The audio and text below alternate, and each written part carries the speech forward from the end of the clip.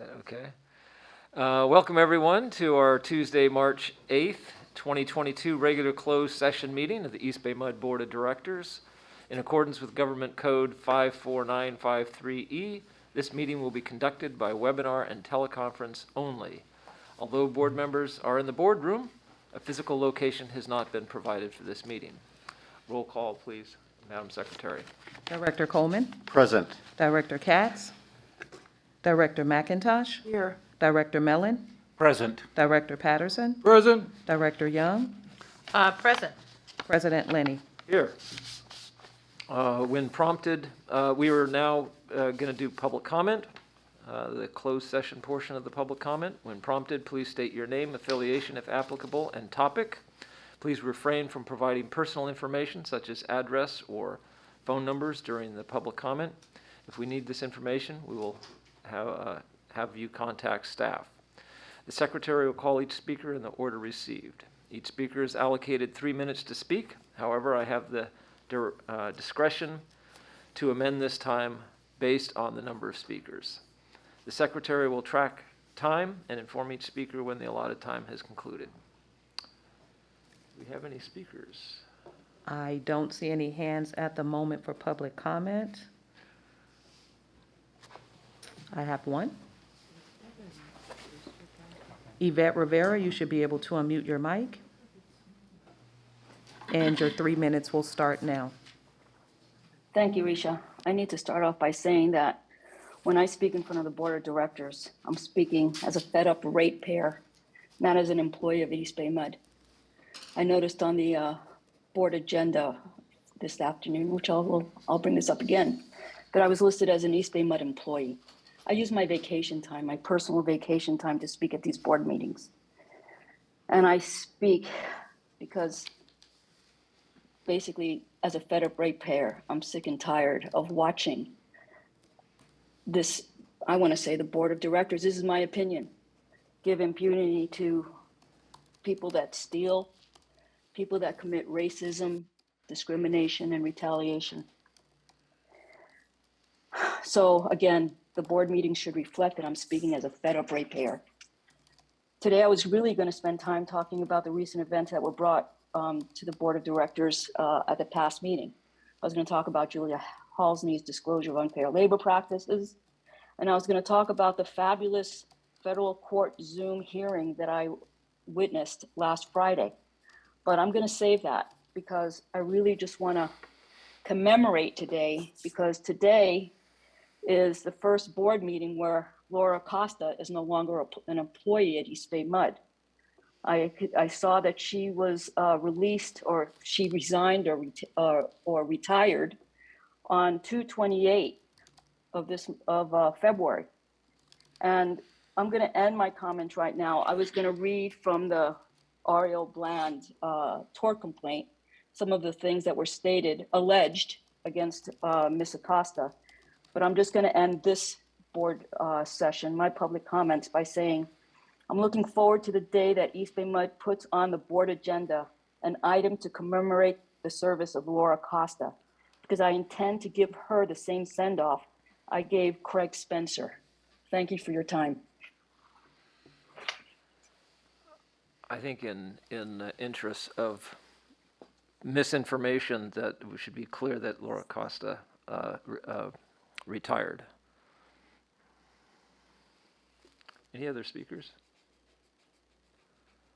There are no other speakers for public comment. All right, then. We will now convene to discuss closed session items. We are scheduled to return to our regular meeting at 1:15. Welcome to our Tuesday, March 8th, 2022 regular business meeting of the East Bay MUD Board of Directors. In accordance with Government Code Section 54953C, this meeting will be conducted by webinar and teleconference only. Although the board members are in the boardroom, which is very nice, a physical location has not been provided for this meeting. The Planning Committee met in special meeting this morning and will report out under item 11. Roll call, please, Madam Secretary. Director Coleman. Present. Director Katz. Present. Director McIntosh. Director Mellon. Present. Director Patterson, Present. Director Young, I'm here. President Lenny. Here. Please join me in the Pledge of Allegiance. I pledge allegiance to the flag Of the United States of America, and to the republic for which it stands, one nation, under God, indivisible, with liberty and justice for all.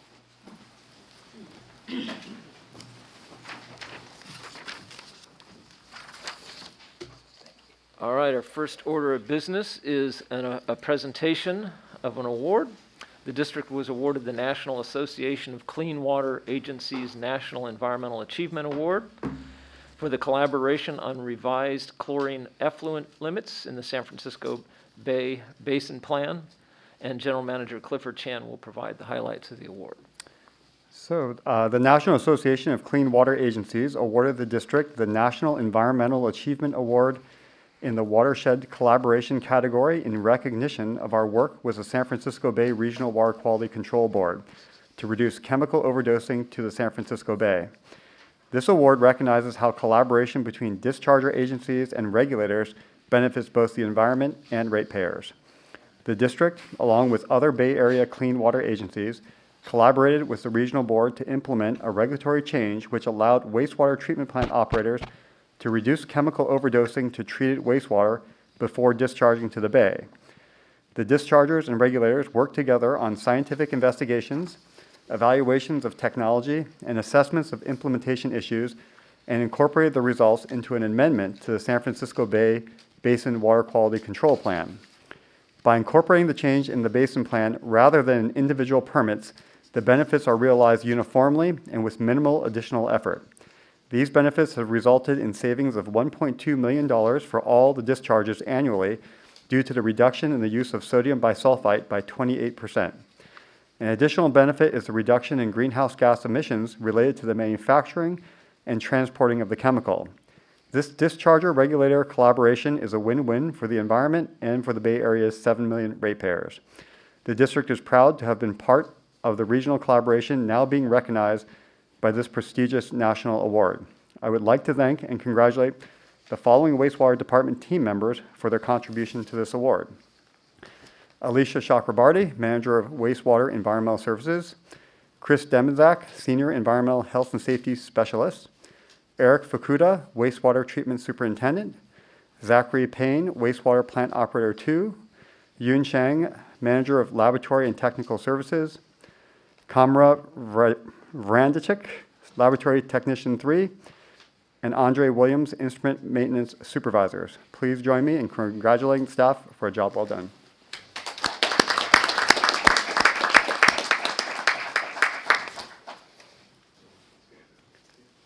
Yes. I'm very pleased to be able to present this award, one of the first ones since we've come back to our in-person meeting here, at least for us. How do you want to do the picture? Yeah, can you guys face the audience? Face the audience, perfect.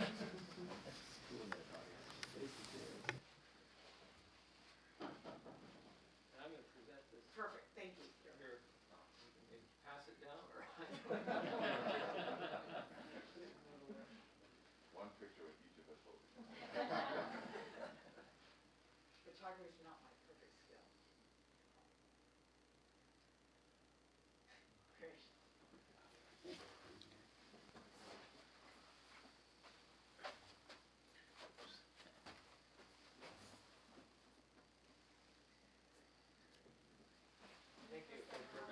thank you.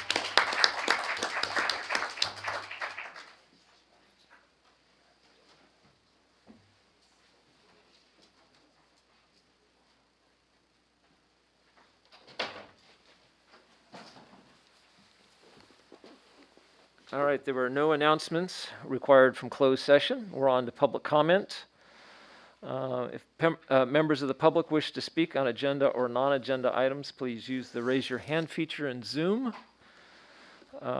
Comments on non-agenda items will be heard at the beginning of the meeting, and comments on agenda items will be heard when the item is up for consideration. When prompted, please state your name, affiliation if applicable, and topic.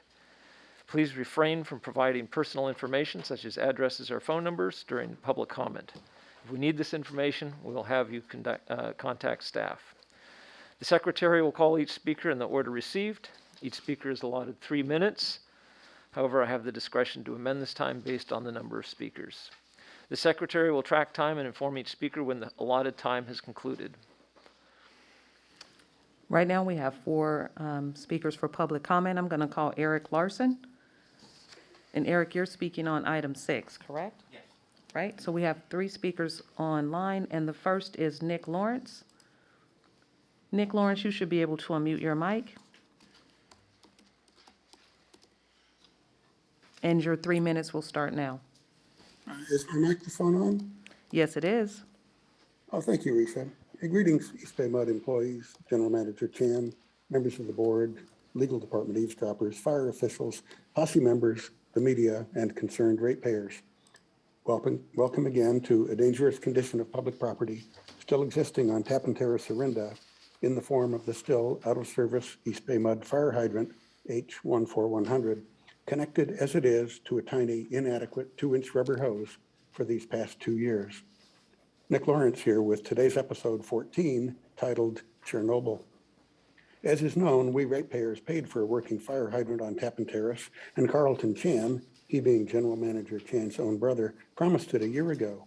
So first, Director Young, this would be a good time to protect your reputation by unmuting your microphone and speaking forcibly in favor of immediately restoring our fire hydrant. Second, where are the documents in response to my February 4th public records request, which I delivered to Risha Cole and Dana Sims by email, requesting documents related to Tykert construction, easements, and other things? Why is there no accountability inside East Bay MUD for not doing one's job? And on a parallel plane, we must ask, what went wrong? Over these past many episodes, from current and former district employees, we have heard how East Bay MUD, an organization overseen by this board and this general manager, rather than being the self-proclaimed employer of choice, has morphed into a toxic cesspool of unfair treatment and other employment violations. A veritable workplace Chernobyl, some would say. Perhaps our series will be renamed and continue forever as A Dangerous Workplace. So I invite all East Bay MUD employees and posse members to share their stories about their own employment experiences to me at eastbaymud@NICKLAWRENCE.com. Tune in again next meeting for episode 15 of A Dangerous Condition of Public Property as these stories unfold. We're on the official record and out of time. Back to you, Risha.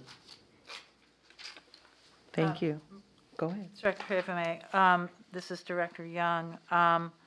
As you know, Mr. Lawrence, we are really actually prohibited from responding to comments made off the agenda. However, I can assure you that I am in near weekly communication with our general manager about the circumstances related to this issue, and am monitoring it very closely, and am hopeful that we are close to a resolution.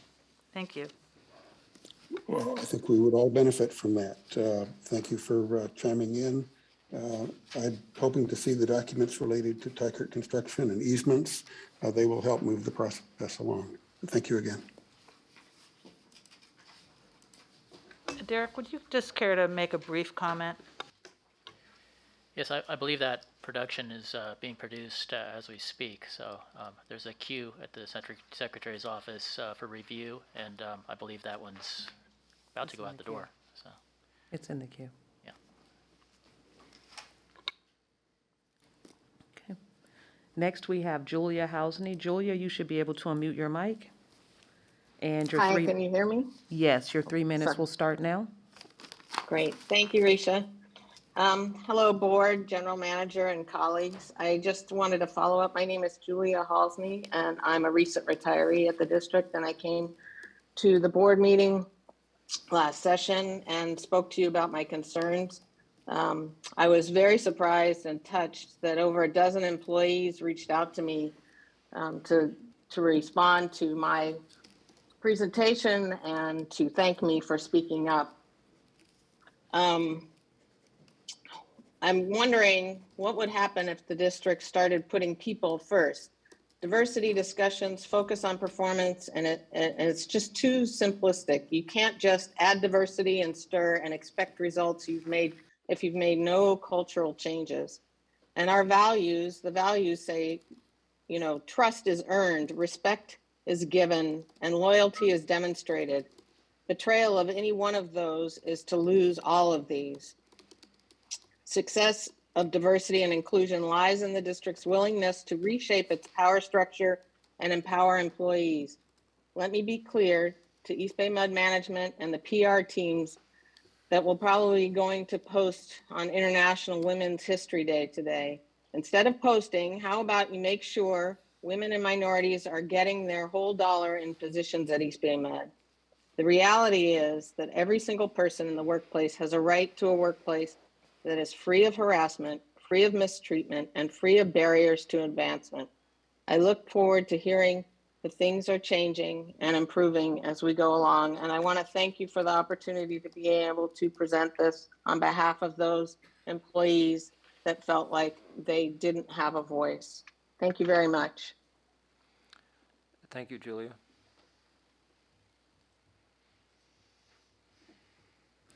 Next, we have Raja Chaudhary. You should be able to unmute your mic. And your 3 minutes will start now. Thank you. Good afternoon. My name is Raja Chaudhary, and I am one of the only 3 associate control system engineers in the district, and I work for SCADA Engineering. Today, I would like to request your attention on the contract agreement between the district and Local 2019, where the associate control system engineer will not be considered in the same job class as associate electrical engineer, and therefore will receive a lower pay to do the same job. In my opinion, this is a striking oversight on district's part, and here's why. Associate level SCADA engineering jobs are advertised to recruit either control system engineers or electrical engineers. And when hired, they both do the same job. In other words, the job description for both disciplines is the same. In fact, I would go a step further and argue that SCADA engineering work inclines a little bit more towards the discipline of control system engineering. Historically speaking, there was only one control system engineer in the entire district up until very recently. So the idea that the retention of control system engineer not being an issue during the negotiations is based on the data set of 1 point. In addition, there is most certainly a difficulty of recruiting control system engineer, as evidenced by the current job posting. It got extended yet again for 3 weeks. Say we find a control system engineer to fill this position. How are we going to explain to the candidate why she will be paid differently when performing the same work as an electrical engineer? On the side note, I feel a great sense of pride to mention that all 3 of the district's control system engineers are part of 24/7 standby response team to mitigate operational emergencies of any magnitude, thereby ensuring safe supply, treatment, and distribution of water to our customers.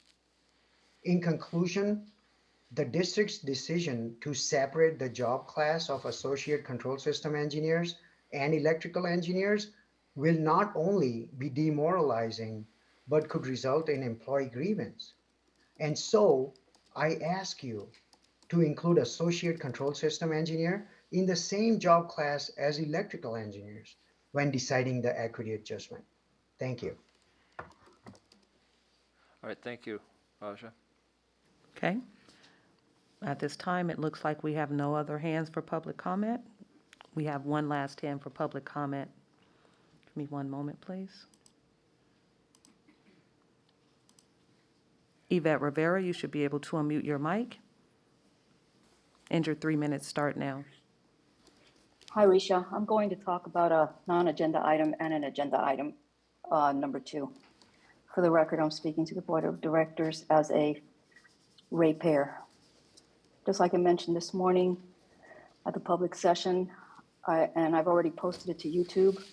I'm not going to have time to talk about Julia Halsney's disclosure of unfair labor practices at East Bay Mud, nor am I going to have time to talk about the Saji Pierce and Ariel Bland case management conference. It's the lawsuit against Craig Spencer, Laura Costa, and East Bay Mud. That Zoom conference happened last Friday.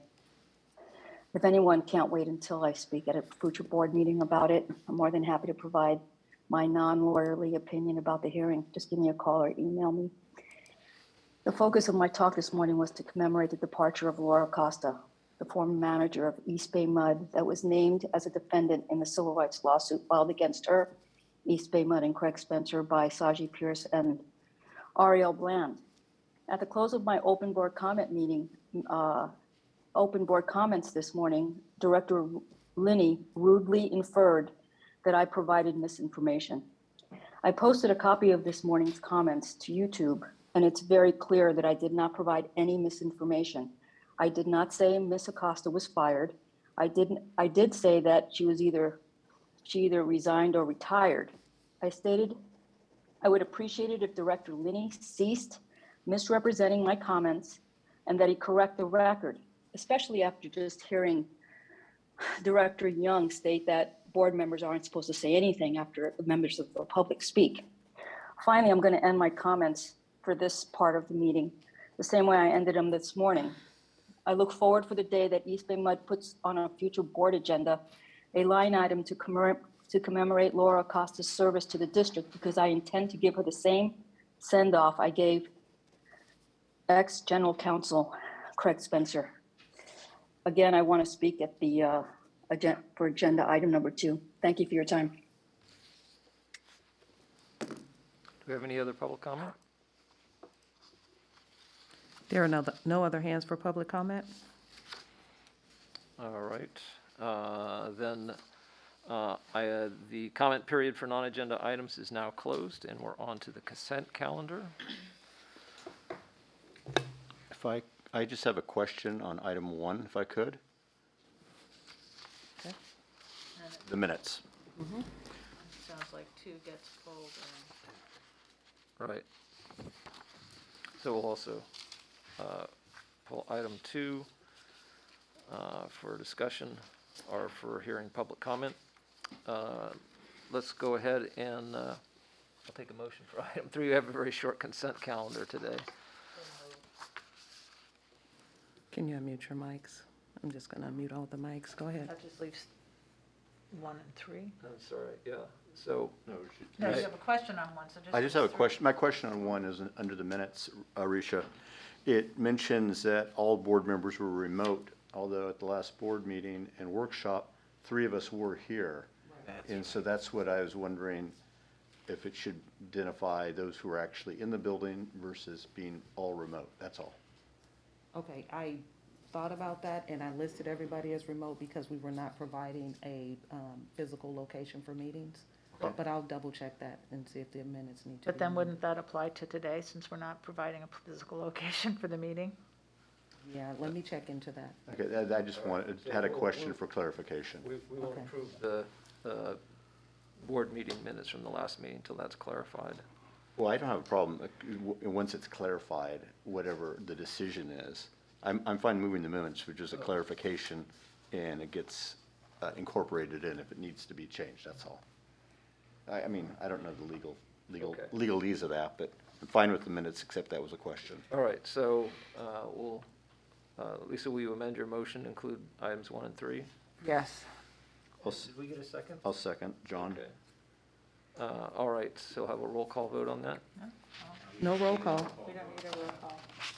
We're here. We're here.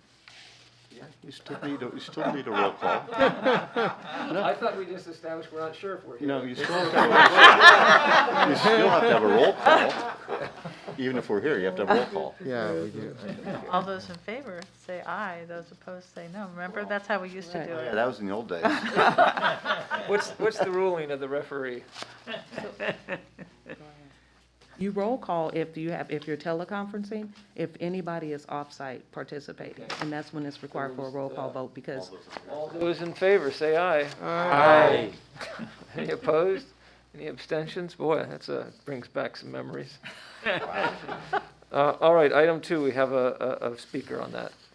Right, This is the file correspondence with the board. okay. Yvette, you should be able to unmute your mic, and your 3 minutes start now. Thank you, Risha. I need for the board to look at the, what was written about what I said at that board meeting. I use vacation time to speak at these public board meetings as a ratepayer, not as an employee. I'm not on district time. And my concern is about how the district uses funds to protect, to give I'm going to move on to number 2. I also commented at that meeting that the board members' lack of concern regarding the district's culture. The minutes reflect that I commented about the board members' concern regarding district Excuse me, culture. Yvette, just for clarification, item number 2 is file correspondence. Were you meaning to talk about the minutes from the last meeting? Is that what you're Yes. addressing? Yes. Okay, we just passed those, but go ahead and make your comments. I just wanted clarification on that. Thank you. And then the third thing that was said in those minutes,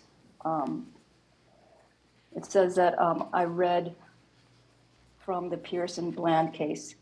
That doesn't fully represent what I read from. So I read from the Pearson Bland case versus EBMUD, Craig Spencer, and Laura Costa. So those three items. 1, I speak as a ratepayer. 2, I did not say that I commented on the board's concern regarding the district's culture. I commented on the board members' lack of concern regarding the district's culture. And the third is the full case name should be listed because I did mention the full case name. Thank you.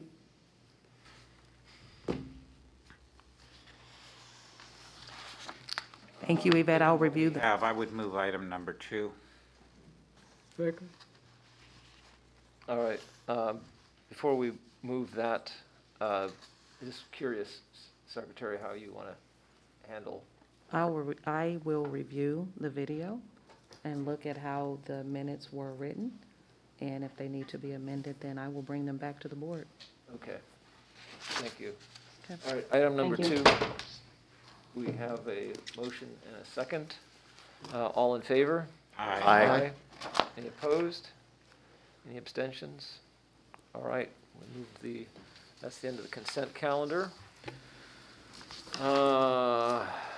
We're now on to our public hearing. This is items 4A and 4B regarding the redistricting proposal. We'll proceed to item 4A in accordance with the Elections Code, Section 22001.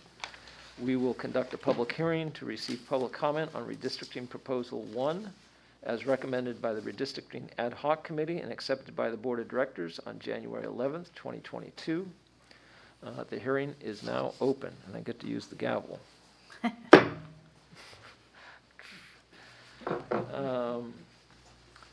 Staff will proceed with a brief presentation.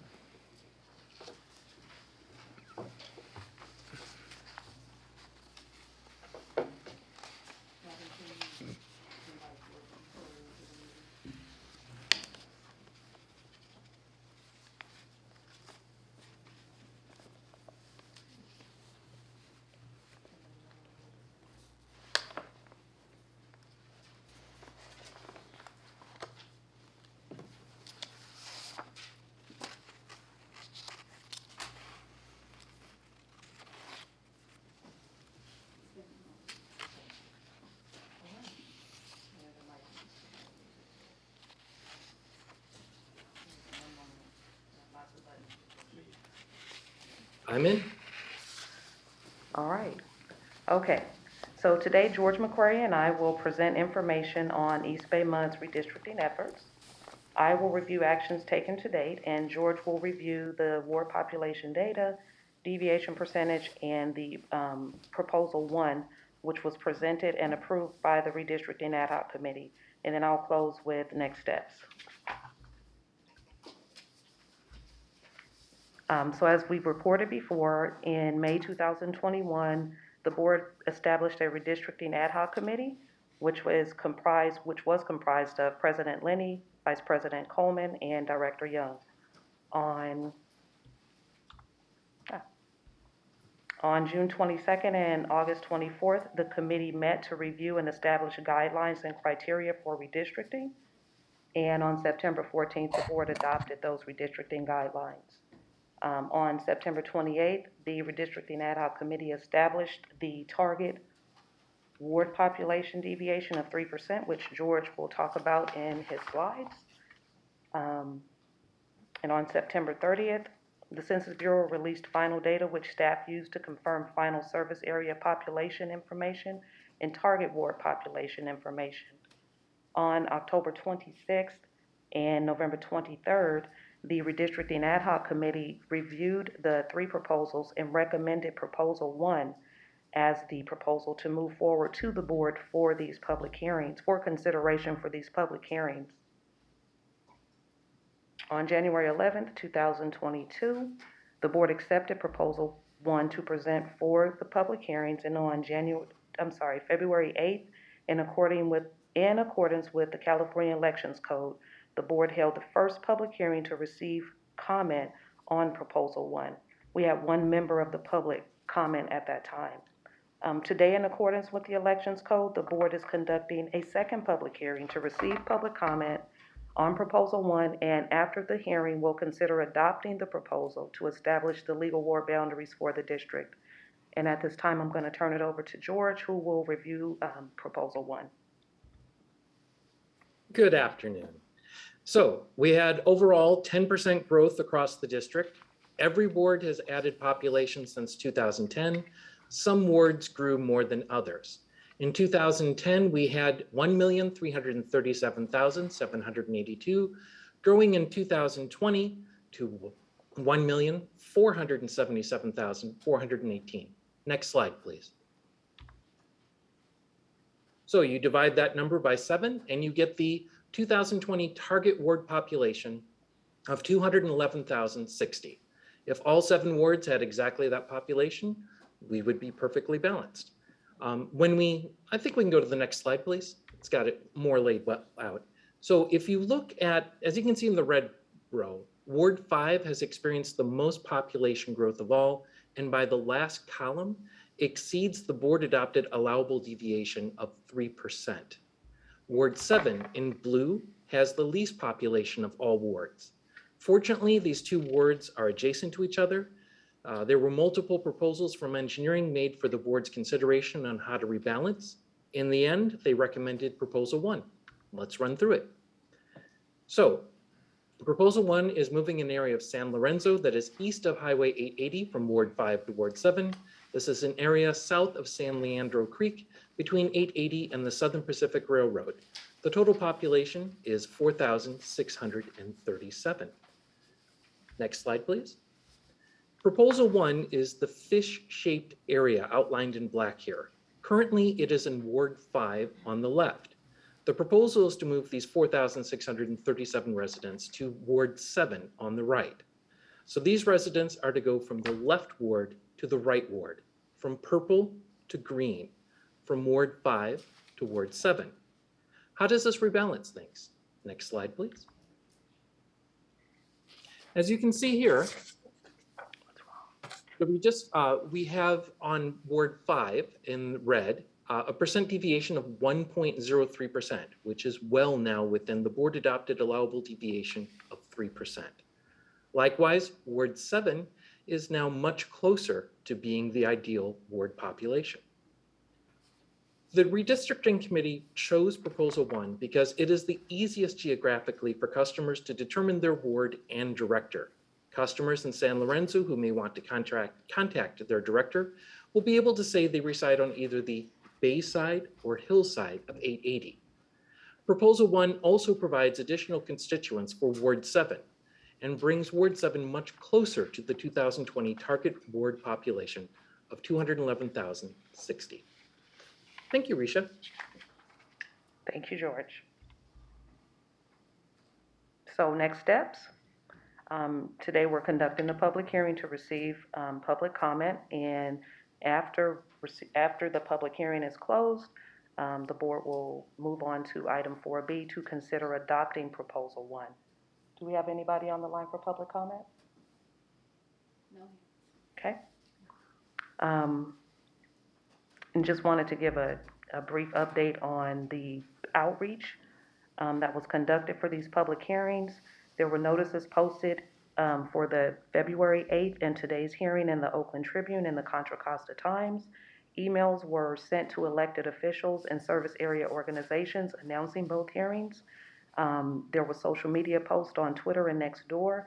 The district's redistricting webpage was updated with all redistricting documentation to date, including all 3 proposals that were presented to the Redistricting Ad Hoc Committee. And to date, we have received minimal public comment. Today, in accordance with the Elections Code, the board is conducting this hearing to receive comment on Proposal 1. Before I close out, I would like to acknowledge the team that worked so hard on a really short timeline to get us to this point. And that will be Robin Johnson, George McQuarrie, John Gregory, Brian Kimball, Jim Mangini, Dennis Kareem, Craig Roberts, Michael Wagner, Lourdes Matthew, Andrea Pook, Mona Favorite Hill, Tracy Morales, Nelsie Rodriguez, Christina Wong, and Natalie Bogatarski.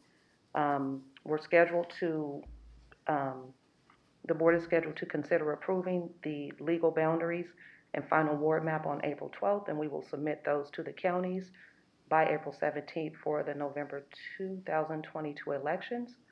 That concludes the presentation. And I'll turn it back over to you, President Lenny. Great, thank you. One last time for any other speakers for this item? No. All right, if not, then I will ask for a vote to close the public hearing. Second. All right, moved by Director Patterson, seconded by Director Young. All in favor? Aye. Aye. Any opposed? Any abstentions? We will now, so this will be closed the public hearing. We will now move to item 4B. Can I have a motion to approve Proposal 1 to establish the ward boundaries? I'll second. All right, moved by Director Young, seconded by Director Coleman. All in favor? Aye. Any opposed? Any abstentions? Moved unanimously. Thank you, everyone. Thank you, George. Thank you, Risha. Thank you, George. Everyone else who participated in making this happen to this date. All right, we'll move on to the determination and discussion now. And General Manager Chan will introduce each item. Yeah, so first we have the appointment of Karen Donovan as Attorney 3 in the Office of General Counsel. Derek McDonald will introduce the item. Yes, indeed. Good afternoon, President Linney and members of the board. Again, it's good to see you in person, and I am very pleased this afternoon to recommend for your consideration and appointment Ms. Karen Donovan as an Assistant Attorney in the Office of General Counsel. Ms. Donovan is a graduate of the University of Virginia, received her law degree from the University of Notre Dame, and has a master's degree in environmental law from George Washington University. She's been practicing environmental law for almost 30 years. She began her career with the environmental and natural resources practice of the Washington, D.C. firm of Perkins Coie, and then represented California water districts as an attorney in the energy, environment, and resource practice of the Duane Morris law firm in San Francisco. She then came to EBMUD, where she worked as an Attorney 3 in the Office of General Counsel from 2006 until 2013, specializing in environmental law, including CEQA, NEPA, compliance, and statutory regulatory requirements for many district projects. She left us for a time to practice environmental law with other government agencies, including the Bureau of Reclamation, the Metropolitan Water District of Southern California, and the San Francisco Bay Conservation and Development Commission. But now Ms. Donovan has returned to the district, and we are thrilled to have her back. And with that, I turn it over to you. Any discussion before making a vote? Let's see. John, go first. Okay. Well, it's great. Well, I turned it off. Yeah. My light is not working. It's great to have Karen back. I've seen you in so many different venues, BCDC, Met, the Bureau, and it's great that you're back, and I'm really, really happy for you and for the district. So looking forward to voting. I second that. Well, I'll take that as a motion and second then. All right. Okay, Andy, go I'll ahead. just briefly add, welcome back and thank you for coming back. We're glad to have your expertise and services here at the district. Thank you so much. All right. Well, let's have the vote and then we can clap. Thought we'd get there. Almost. All right, all in favor? Aye. Any opposed? Any abstentions? Carries unanimously. Congratulations. And welcome back. And Welcome back. I had informed Karen that I'd ask her to say a few words. I don't know if you want to take me up on that offer, Karen, or if you'd like to.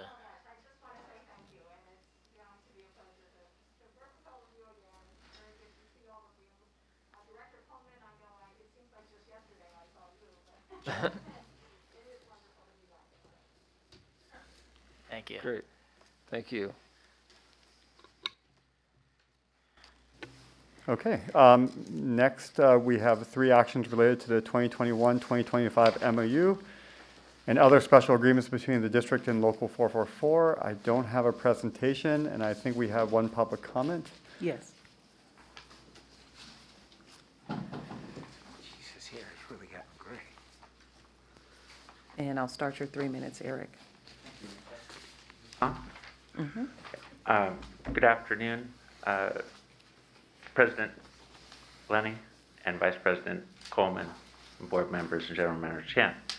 I do want to take this opportunity to thank President Doug Lenny, Vice President John Coleman, and all of the board members for listening to your East Bay MUD employees who have come here throughout contract negotiations to voice their concerns about working conditions at East Bay MUD.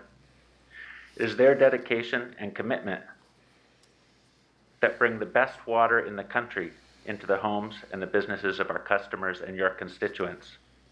I believe this contract strikes a balance, a fair balance between your obligation to your employees and your constituents and the long-term viability of East Bay MUD by offering fair wages and benefits to your employees while maintaining reasonable rates for our customers and allowing for planning for long-term capital improvements. You have built a solid foundation at East Bay MUD to serve the East Bay community for yet another 100 years. I'd also like to acknowledge and thank General Manager Chan. These have been extraordinarily challenging times.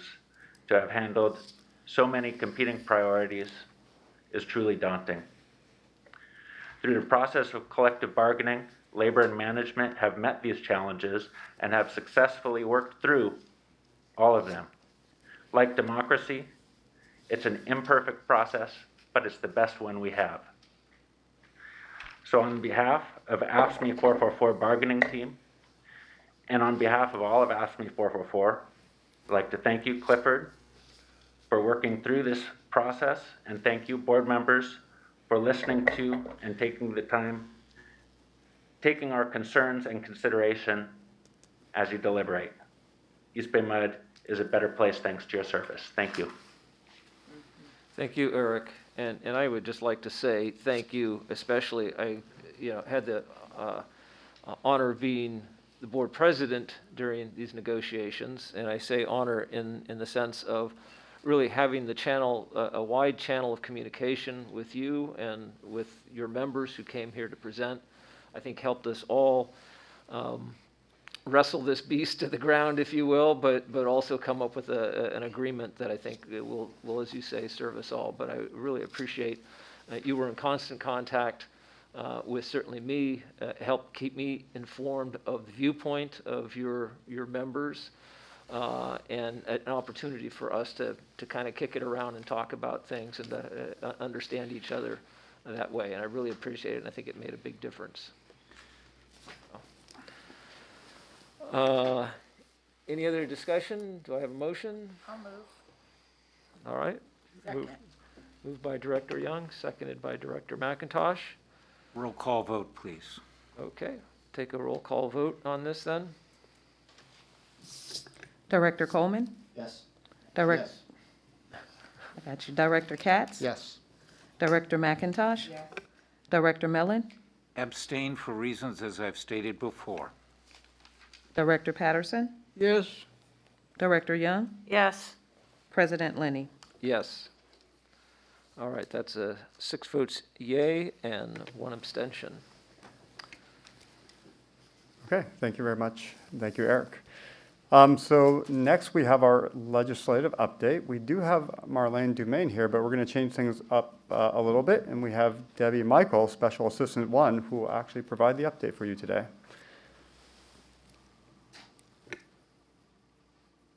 Okay, adjust this downward a little bit. Good afternoon, President Liddy and members of the board. We do have a healthy legislative report for your review today, 9 bills for position, and then 1 informational item. So as you know, the legislature just passed the bill introduction deadline a few weeks ago. So it's pretty early on in the legislative process, but we've identified some measures for position that are ready to go in their introduced form, are consistent with our initiatives, and have a nexus to district operations. And just by way of context, about 2,000 bills have been introduced since the beginning of this year, since 2022, many of which are still in spot bill form. There are still about 500 active bills from last year that continue to move through the legislative process. So for today's report, we have 6 bills that fall into the category of pollution prevention and PFAS. And then we have individual bills on water conservation, illegal dumping, and forestry management. So if you're ready to go, I'll go in order through the packet. Okay. Item number 1, AB 1817 Ting. So we're recommending a support position on this bill. It would prohibit, beginning January 1, 2024, any person from distributing, selling, or offering for sale any textile articles that contain regulated PFAS. It also requires a manufacturer to use the least toxic alternative when replacing that regulated PFAS in textile articles. So what we're talking about here, clothing, costumes, handbags, backpacks, draperies, upholstery, bedding towels, and the like. We're recommending a support position because the bill does take a pollution prevention approach to addressing PFAS in the environment, and this is consistent with our 2022 state legislative initiative on emerging contaminants.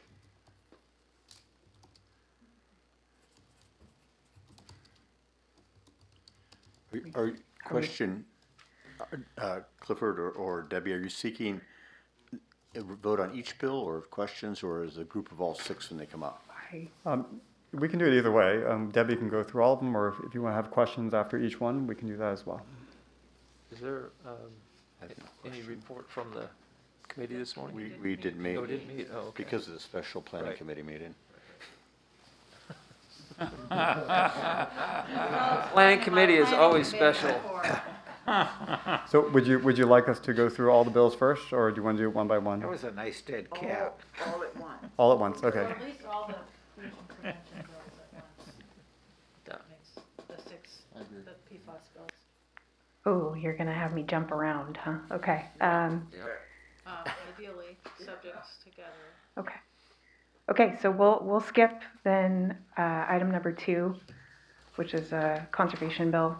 Let's go to item number 3. This is AB2247 Bloom. So another support position recommended on this one.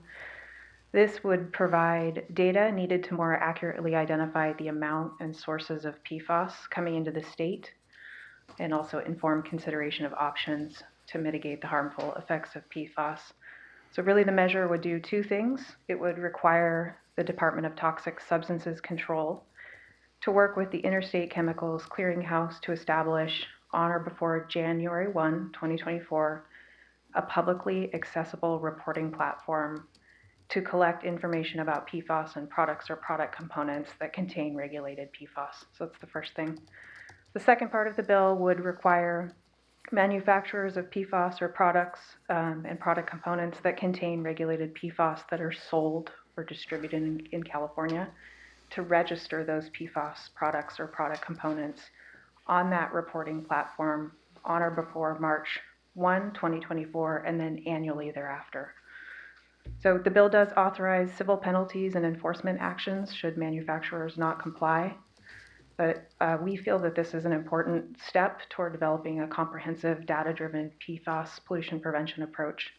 This bill is co-sponsored by CASA, Clean Water Action, and the Environmental Working Group. So bill number 2, we'll go ahead and skip AB2374. The next PFAS pollution prevention bill is item number 5, AB2771, Friedman. So we're recommending a support on this bill as well. It's intended to reduce the use of PFAS by prohibiting the sale in California of cosmetic products that contain PFAS. So it does build upon existing law that bans certain PFAS products in cosmetic products beginning January 1, 2025. It extends that prohibition to all PFAS.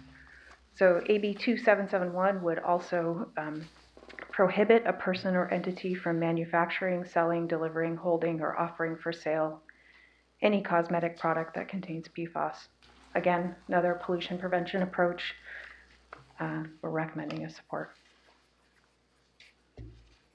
Next item, item number 6, AB 2787, Quirk. AB 2787 would expand the existing ban on microbeads in rinse-off products to also additionally include a ban on microplastics that are intentionally added to cosmetics and cleaning products. So the bill does authorize civil penalties for violations as well as enforcement actions. Again, consistent with the pollution prevention approach and consistent with our state legislative initiative, we're recommending a support.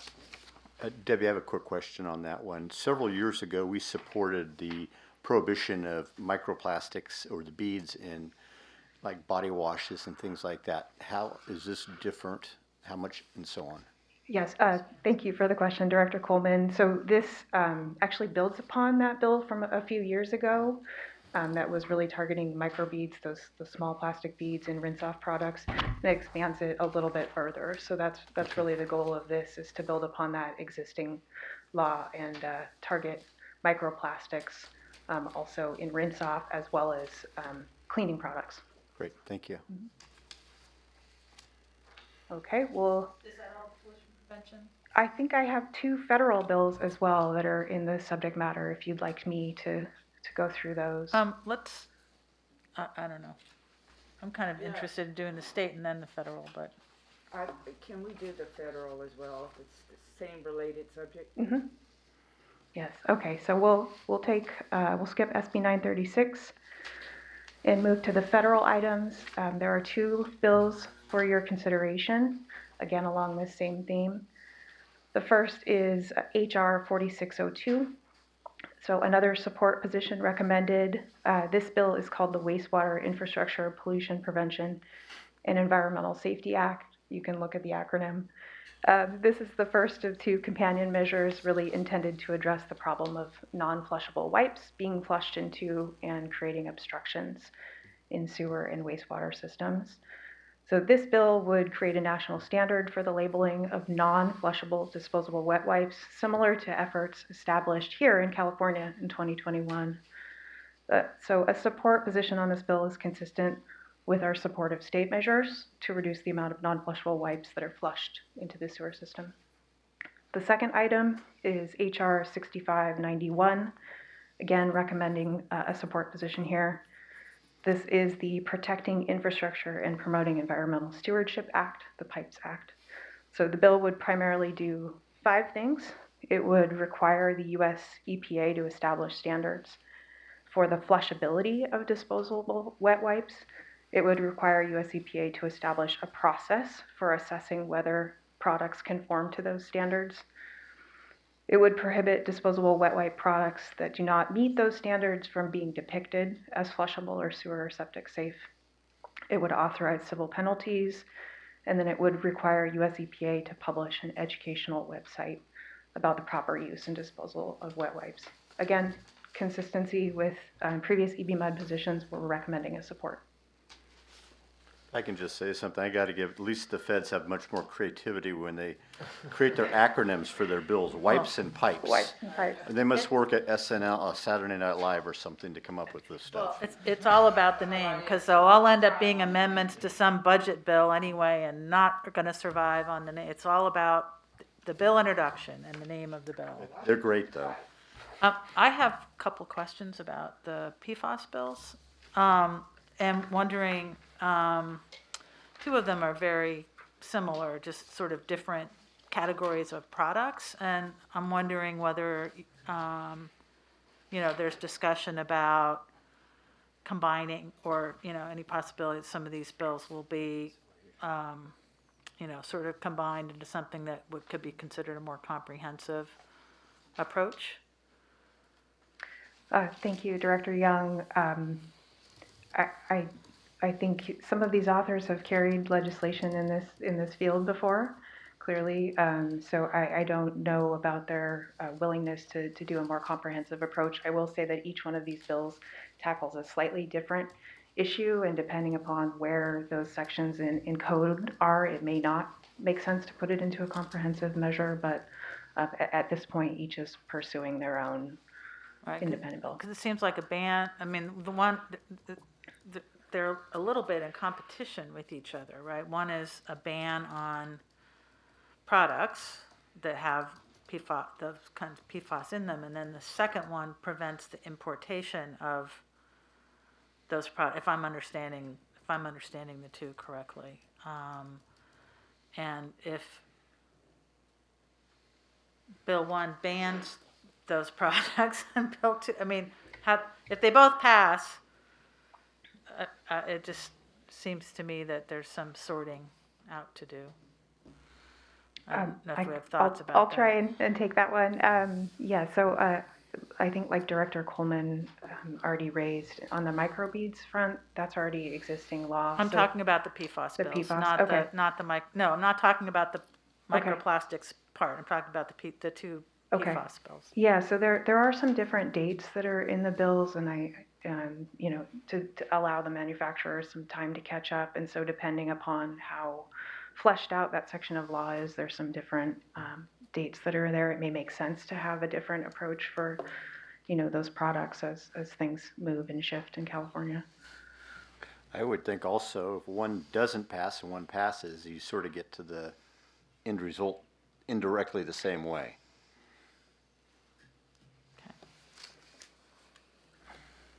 All right, any other discussion on those? Lisa, would you like to take all these? We got two more. We got three more to go. I'm just saying these Oh. bills, or I guess we just do them all at once. So Okay. we'll vote on them all at once. But if there's Okay. no more questions on this section, let's go ahead to the Problems next. or disagreements or whatever. All right, if we'll flip back, the second item in your packet should be AB 2142 Gabriel.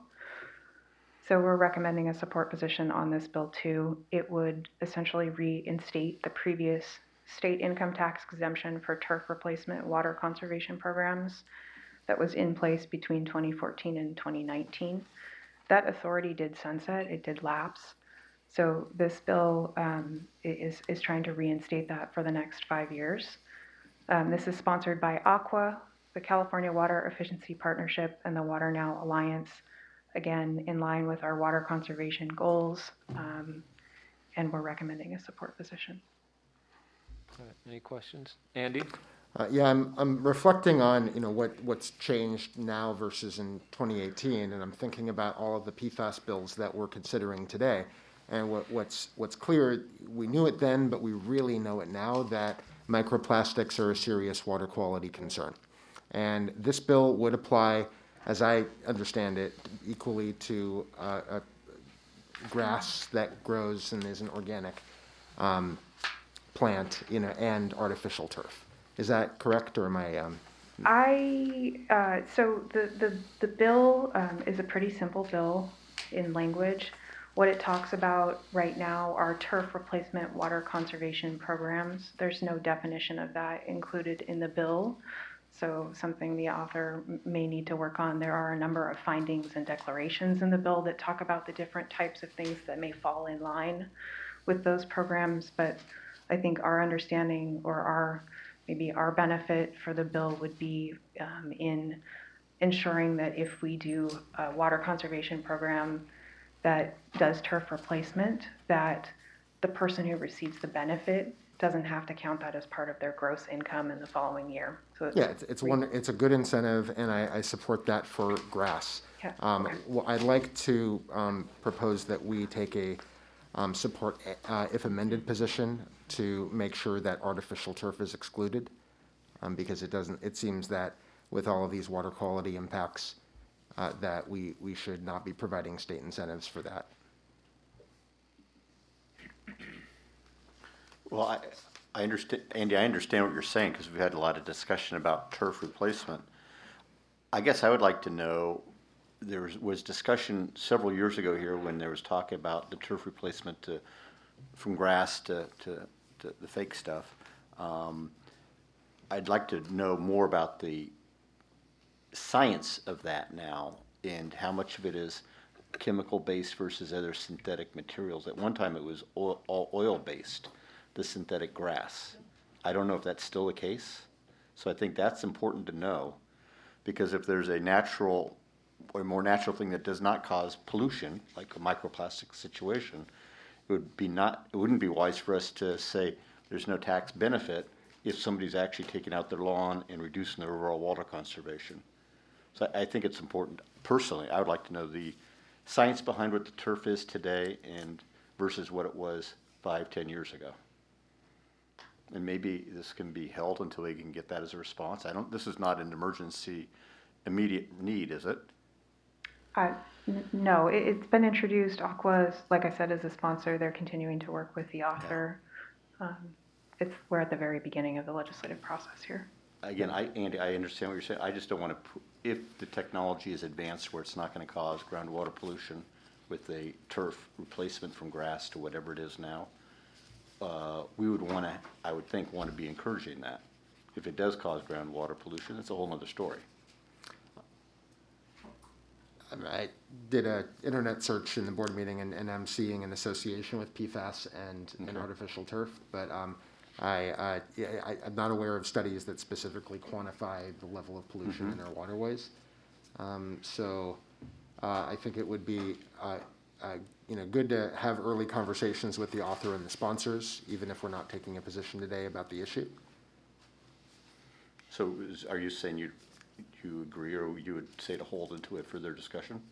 So I'm open to not taking a position today, and I think it does make sense to have a complete discussion among the board so that our staff can raise these questions with the author and the sponsors. But my interest is looking to see that amendment to the bill. Okay, well, we understand the concern there, so we'll take a look into this.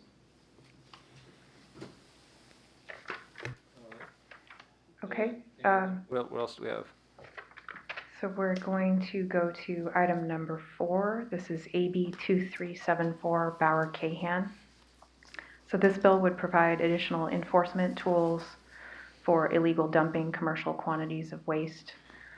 So what the bill would do is increase the maximum fines from $3,000 to $5,000 for the first conviction, $6,000 to $10,000 for the second conviction, and from $10,000 to $20,000 for the third and any subsequent convictions.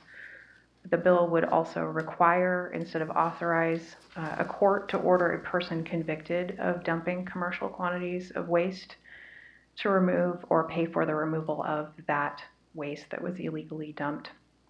So we think that this bill has, and illegal dumping has the potential to impact our watersheds and water quality. We're recommending a support on this. So as I read it, I know it's a problem here in the city of Oakland and other places.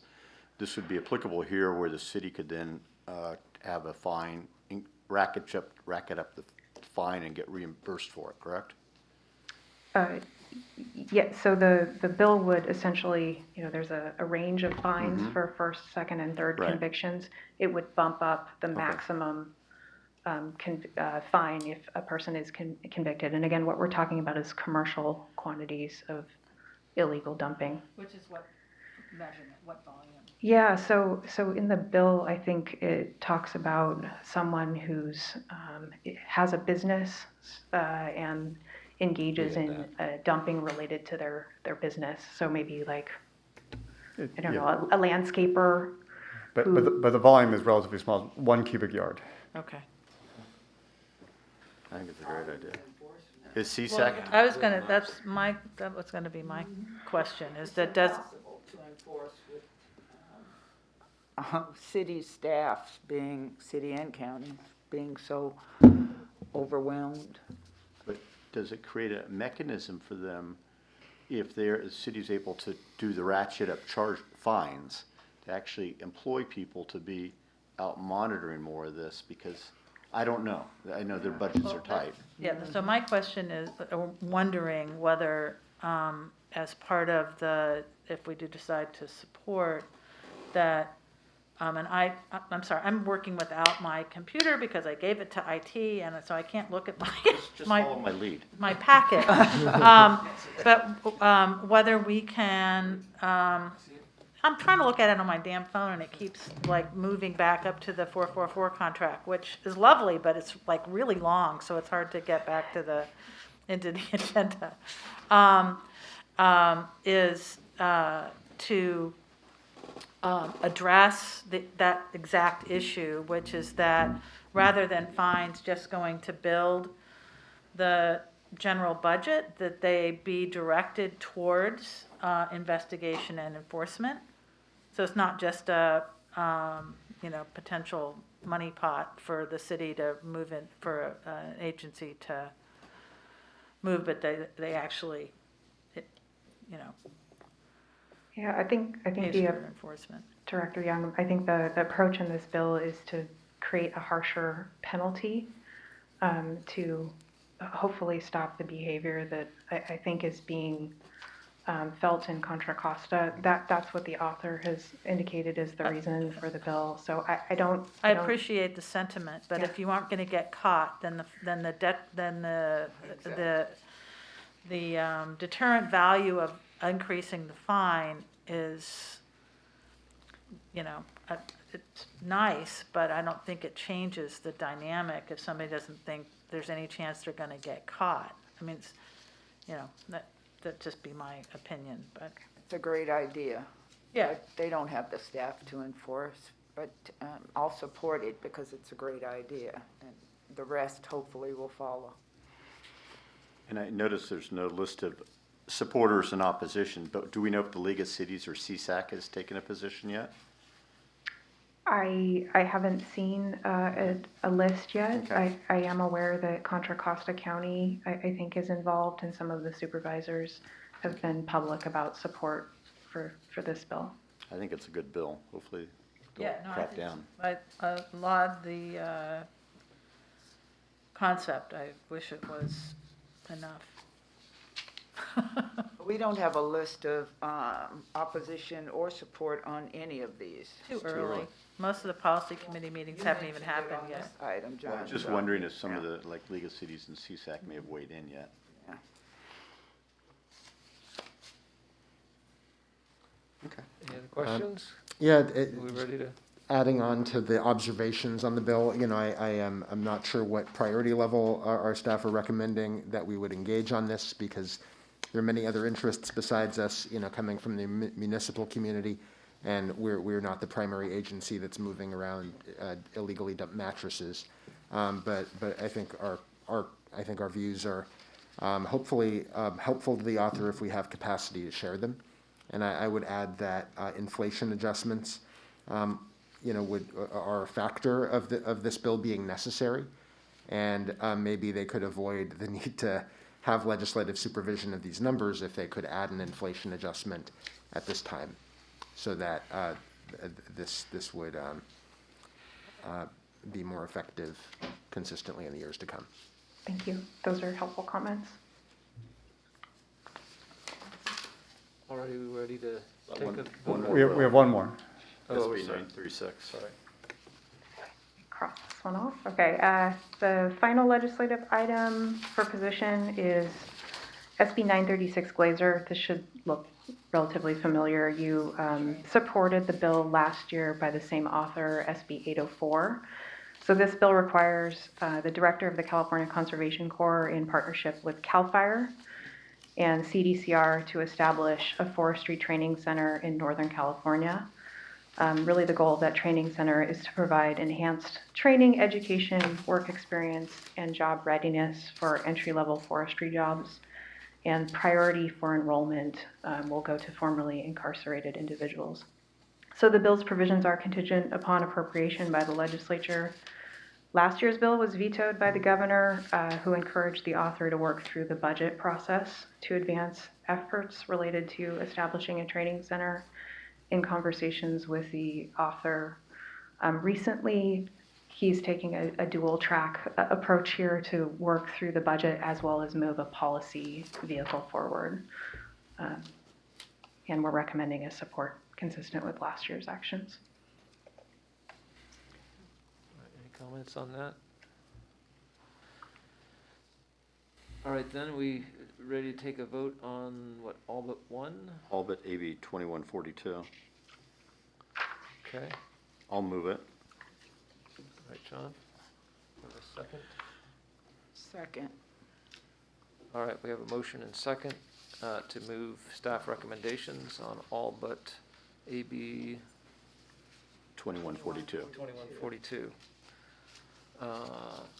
All in favor? Aye. Any opposed? Any abstentions? Carries unanimously. Okay, we did have one other item for information. If you're ready for that, this is item number 10, AB 2639 Quirk.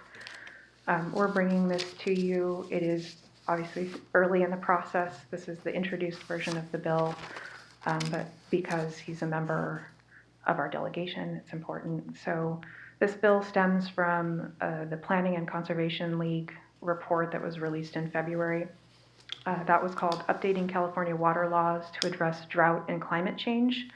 So that report contained a number of recommendations, including 3 that ended up in this bill. So specifically, the bill would require the State Water Resources Control Board on or before December 31, 2023 to adopt a final update of the 1995 Water Quality Control Plan for the Bay Delta. It would also require the State Water Board to implement on or before December 31, 2023 through regulation or other appropriate implementation methods the final San Joaquin River Southern Delta update of the Water Quality Control Plan update for the Bay Delta. And if those deadlines aren't met, then this bill would prohibit the State Water Resources Control Board from approving any new water right permits or extensions of time for existing permits that would result in new or increased diversions to surface water storage from the Sacramento River, San Joaquin River watershed. So we are in the process of evaluating the measure. We've identified some initial areas of concern. So the first is this idea of implementing the Bay Delta Water Quality Control Plan through regulation or other appropriate implementation method could potentially remove due process in areas that are directly related to our water rights.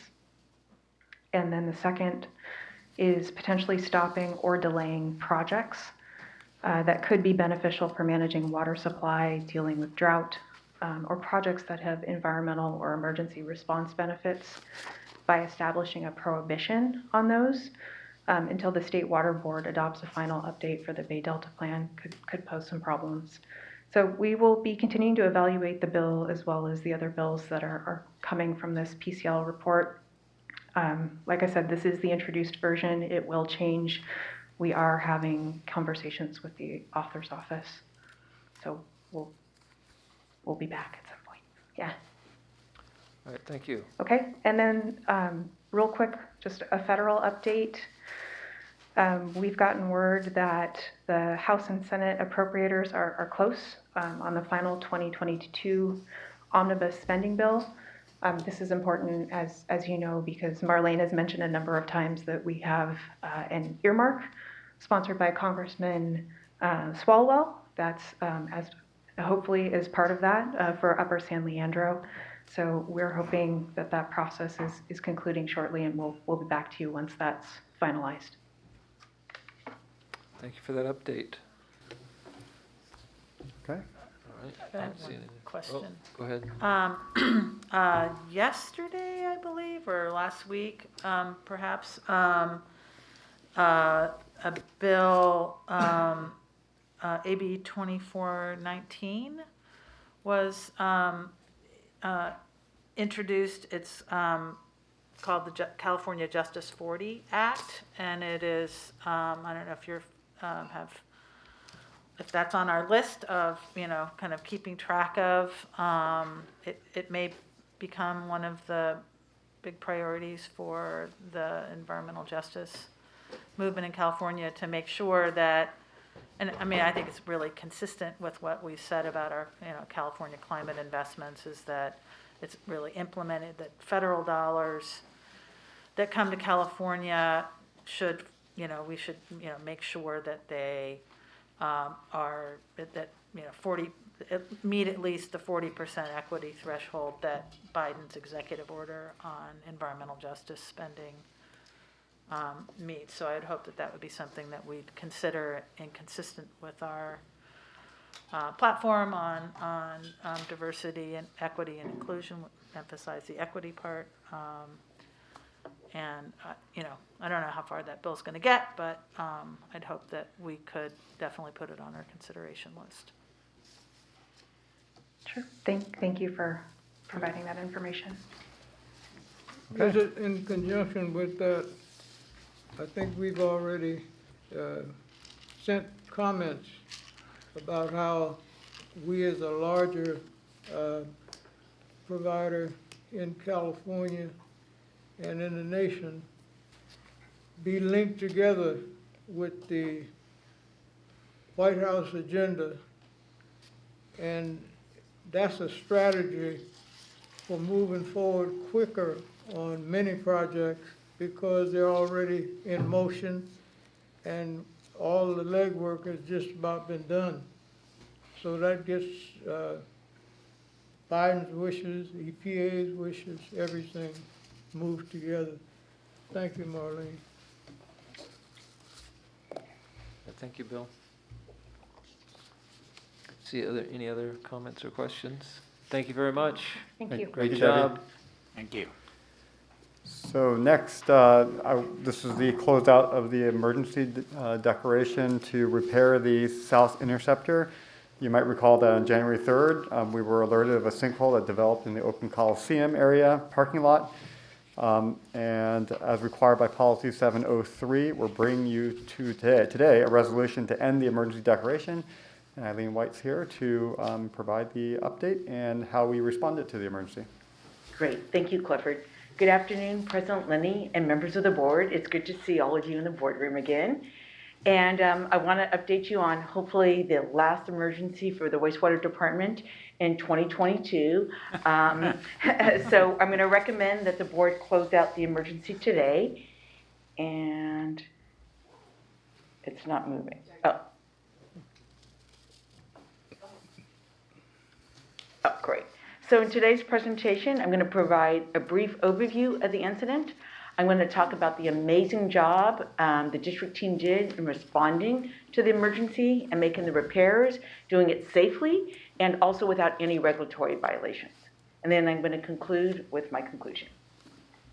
So just as a quick refresher, the map on the district's wastewater system is shown on the left, and the interceptors, which are the large diameter pipelines that take the wastewater to the wastewater plant, are shown as green lines.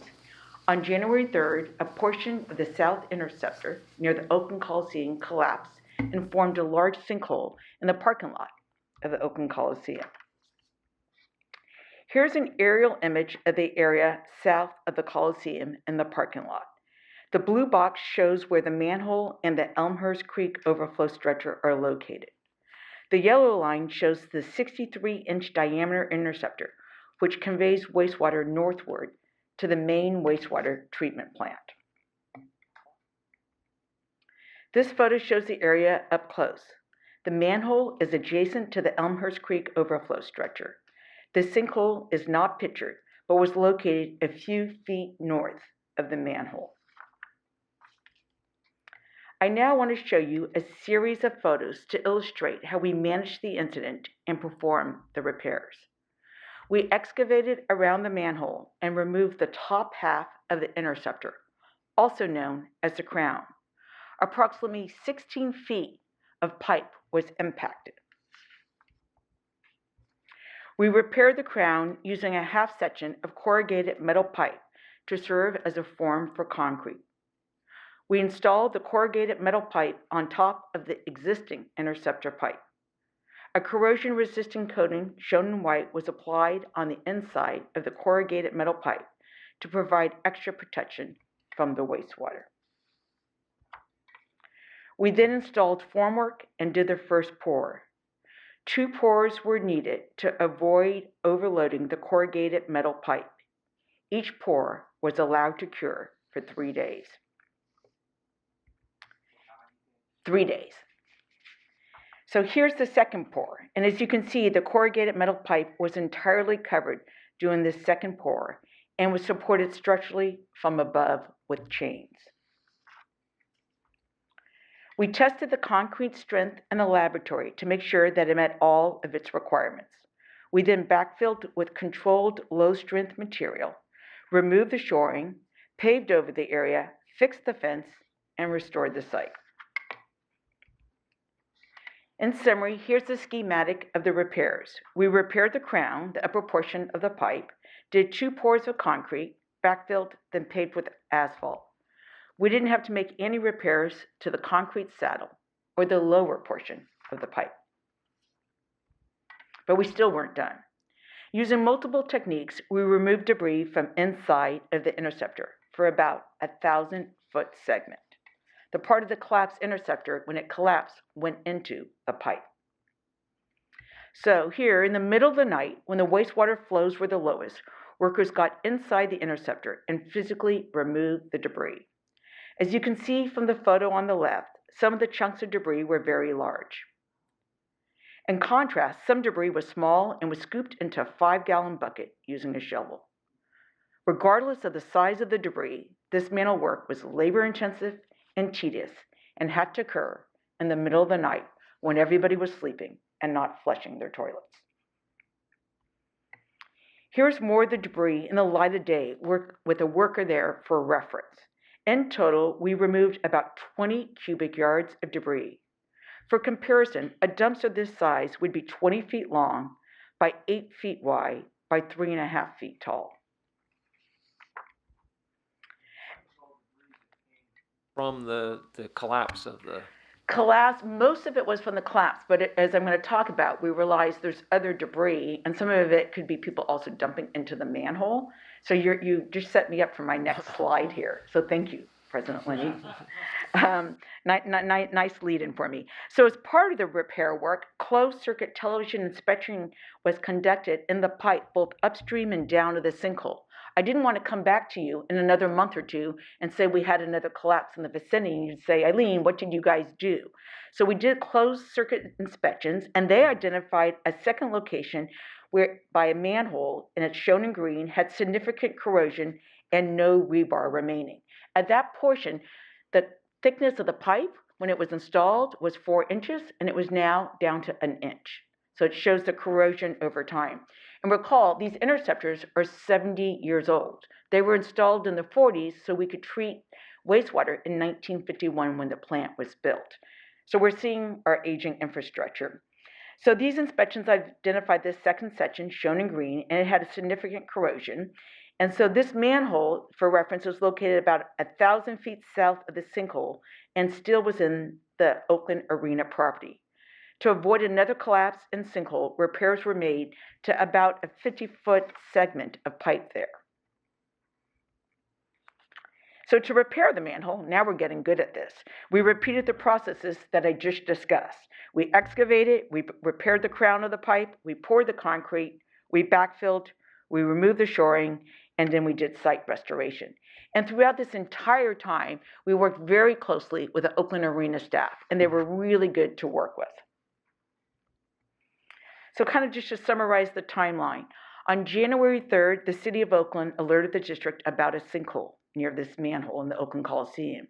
On January 4th, the general manager made an emergency declaration and we started working with our contractor.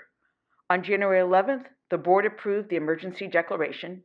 On January 27th, they completed the repairs of the first segment of pipe. And then on February 16th, they completed the repairs to the second segment of pipe. And to this day, they've been pulling out the debris. Because remember, we don't want that debris coming into the plant or causing sanitary sewer overflows. So a little bit about the cost.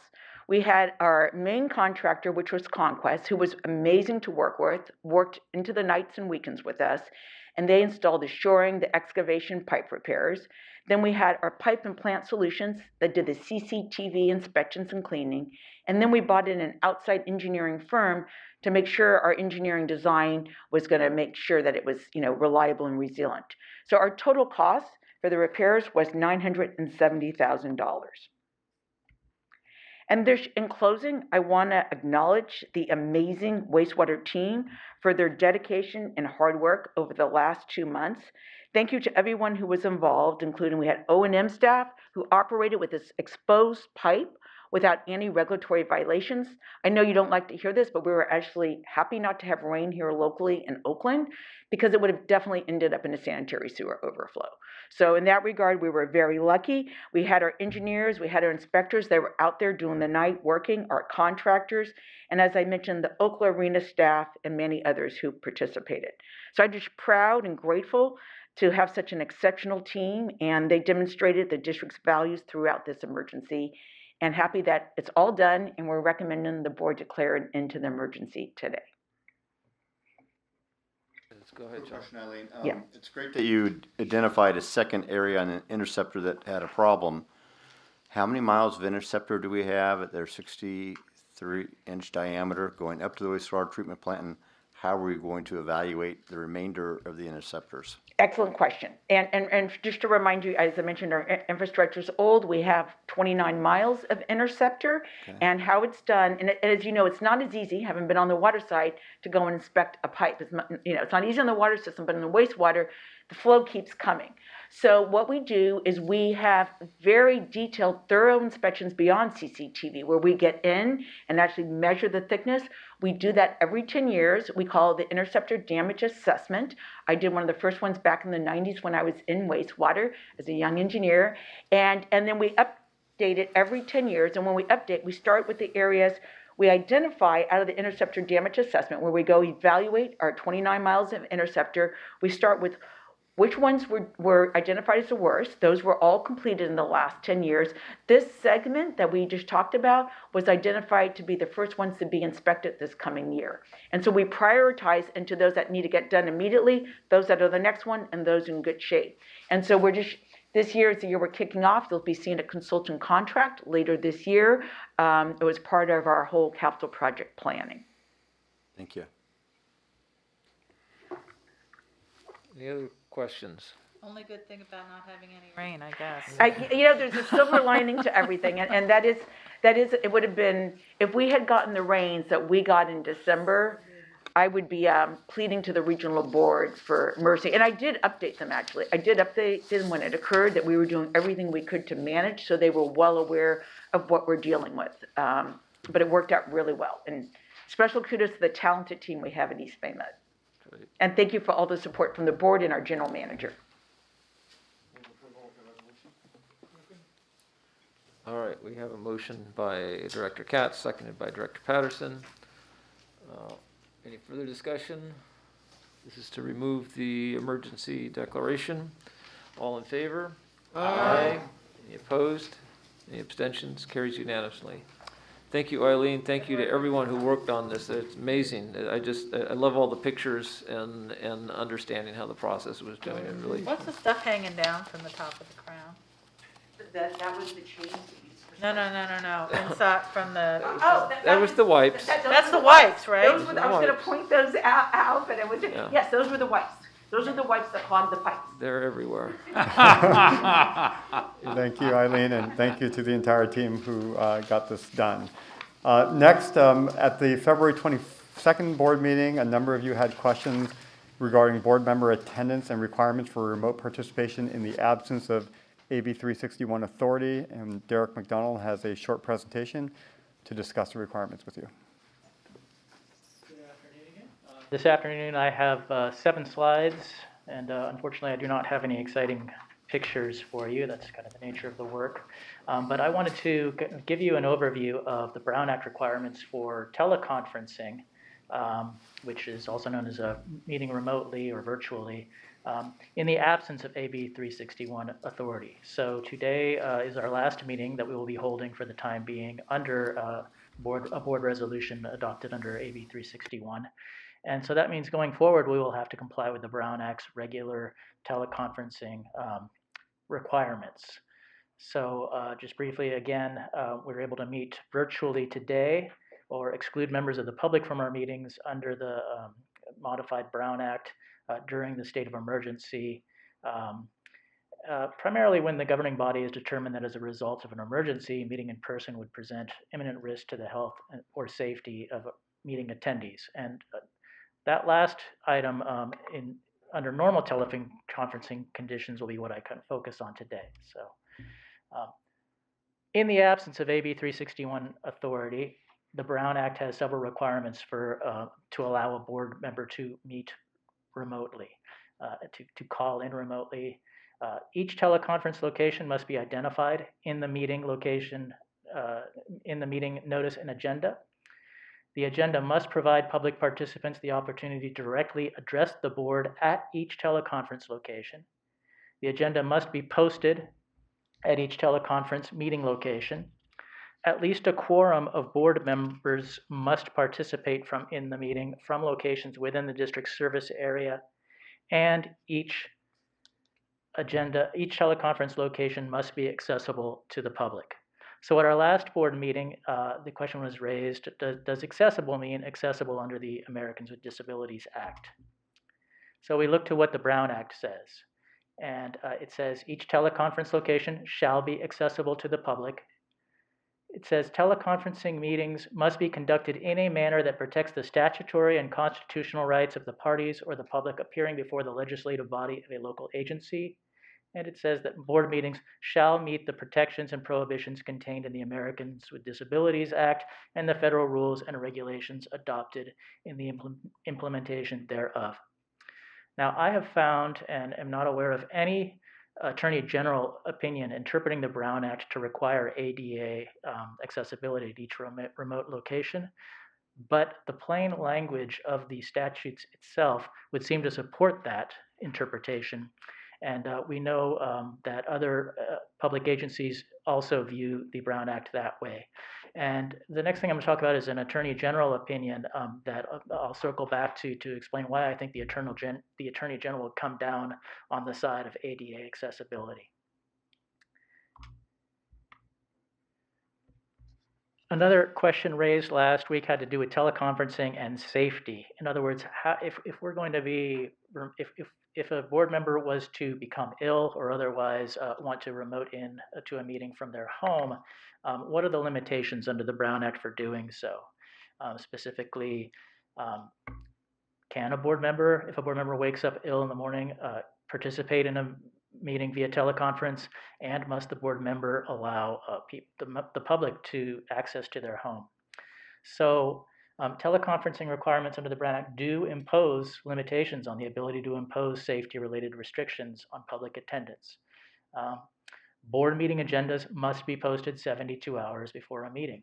So that means that if a board member, if one of you wakes up ill or tests positive within 72 hours of a meeting, there would not be time to agendize the remote location so that the public may attend, which would indicate that you would therefore not be able to participate in the meeting remotely. Yes, Director Coleman. The ability to amend the agenda of a board meeting at the meeting with the supermajority, if I'm not mistaken. So couldn't it be applicable in this case, let's say whomever can't go because of an illness, that the board would then be able to add that on? Well, so those provisions of the Brown Act relate to items for discussion under the agenda, and I did specifically look at those. And so the way that I read those means that if an emergency situation that requires board deliberation comes up within 72 hours of the board meeting, then the board may change the agenda immediately prior to the board meeting so that that item may be deliberated. But that is completely separate and apart from notice required for meeting locations. And so there's really nothing in the Brown Act that would permit notice of a meeting location change within 72 hours of the board meeting itself. And are you able to request an opinion from the Attorney General regarding that? That would then have some legal standing. I certainly could do so, yes. Yeah. And There's still another barrier. Well, I'm just assuming, just in case something were to arise, I mean, I get one board meeting member speaking, I think it would be to our advantage to at least have an opinion in the pocket, if it's needed. I can see how there might be problems with the board deciding to change the notice because the notice is a fact in time 72 hours prior. But I think where Director Coleman was going, I think it could raise other tools, like could the board on an emergency basis add an AB 361 resolution to its agenda to enable a board member who is positive for COVID-19 to participate in a meeting. That would be, I think, a way to deal with the concern that we're trying to think about. yes, and I can certainly follow up with the Attorney General on this, but my reading of the Brown Act is that, under AB 361, the board would need to meet initially to determine that the circumstances of emergency meet, and they can do that virtually. So for instance, if a new wave of COVID hit and suddenly everyone is ill or it just becomes completely unsafe to meet, then there would certainly be supporting facts for the board to hold a meeting virtually for the purpose of declaring passing an AB 361 resolution and continuing to meet virtually. And that first meeting could itself be virtual. It gets harder to justify when one board member is sick in terms of making the factual findings required to support virtual access to the public only. What authority do you have for that approach? Just the general. Well, and I think the closest authority I was able to find is the next Attorney General opinion. But in general, the Brown Act is really set up for the right of the public to access meetings and to participate in meetings and to observe each of you at meetings. And so that's why the Brown Act and AB 361 require certain findings, and they are factual findings. And of course, the limits of those findings, are untested, which is why I could go back to the Attorney General for a specific opinion on the matter. But I just don't know if legally that would pass muster to make those findings. So, and I do appreciate everyone's desire to want to attend a meeting. But I just want to say another issue is raised. If you do, in the absence of AB 361 authority, if you were, for instance, let's say you were to test positive and a week later you're still positive, but that's enough time to notice under the Brown Act the fact that you will be attending from home. One thing that is not answered under the Brown Act is what are the limits of your ability to exclude the public. Say someone comes to your door and they're like, I don't want to wear a mask. Well, there's really no clear answer. However, again, and as I'll discuss with this next opinion, I think the Attorney General really comes down on the side of access and would kind of put the burden on you to take safety measures, plexiglass, whatever you want to work out. Or I'm diagnosed to be positive for COVID-19 in this hypothetical. I don't want to be held liable, and I can't prevent you from, getting far enough away from me under the Brown Act if we don't have a resolution in effect. Yeah. Well, yes. To my house or her Yeah. house. And I understand. So let me talk about the next AG opinion, then I'll take some more questions at the end because I think it might raise more questions, but I think it gives kind of an idea of the Attorney General's mindset when it comes to access. So the Attorney General was asked as a hypothetical, the opinion itself gave no specific facts, that if a city council member had a disability that required the city council member to meet remotely in a location inaccessible to the public, was the city council required to provide him with that location? In other words, could the city council member exclude members of the public from the remote meeting location in order to accommodate the city council member's disability? And the Attorney General responded to that question saying, not only a city is not required to provide an accommodation, but the Attorney General actually said essentially that the city council member wouldn't be able to participate in the meeting unless he could or she could make the location accessible to the public. And the Attorney General went through the Brown Act and came to the conclusion, focusing on its public access provisions and the overwhelming, the legislative intent behind the Brown Act, and said that it is the ability of city council members to attend meetings at locations accessible to the public is an essential function of the office. And nothing other than the presence of the city council member at a publicly accessible site would serve the state's legitimate interest in public attendance at a meeting to participate in the decision-making process and directly observe influences on that process.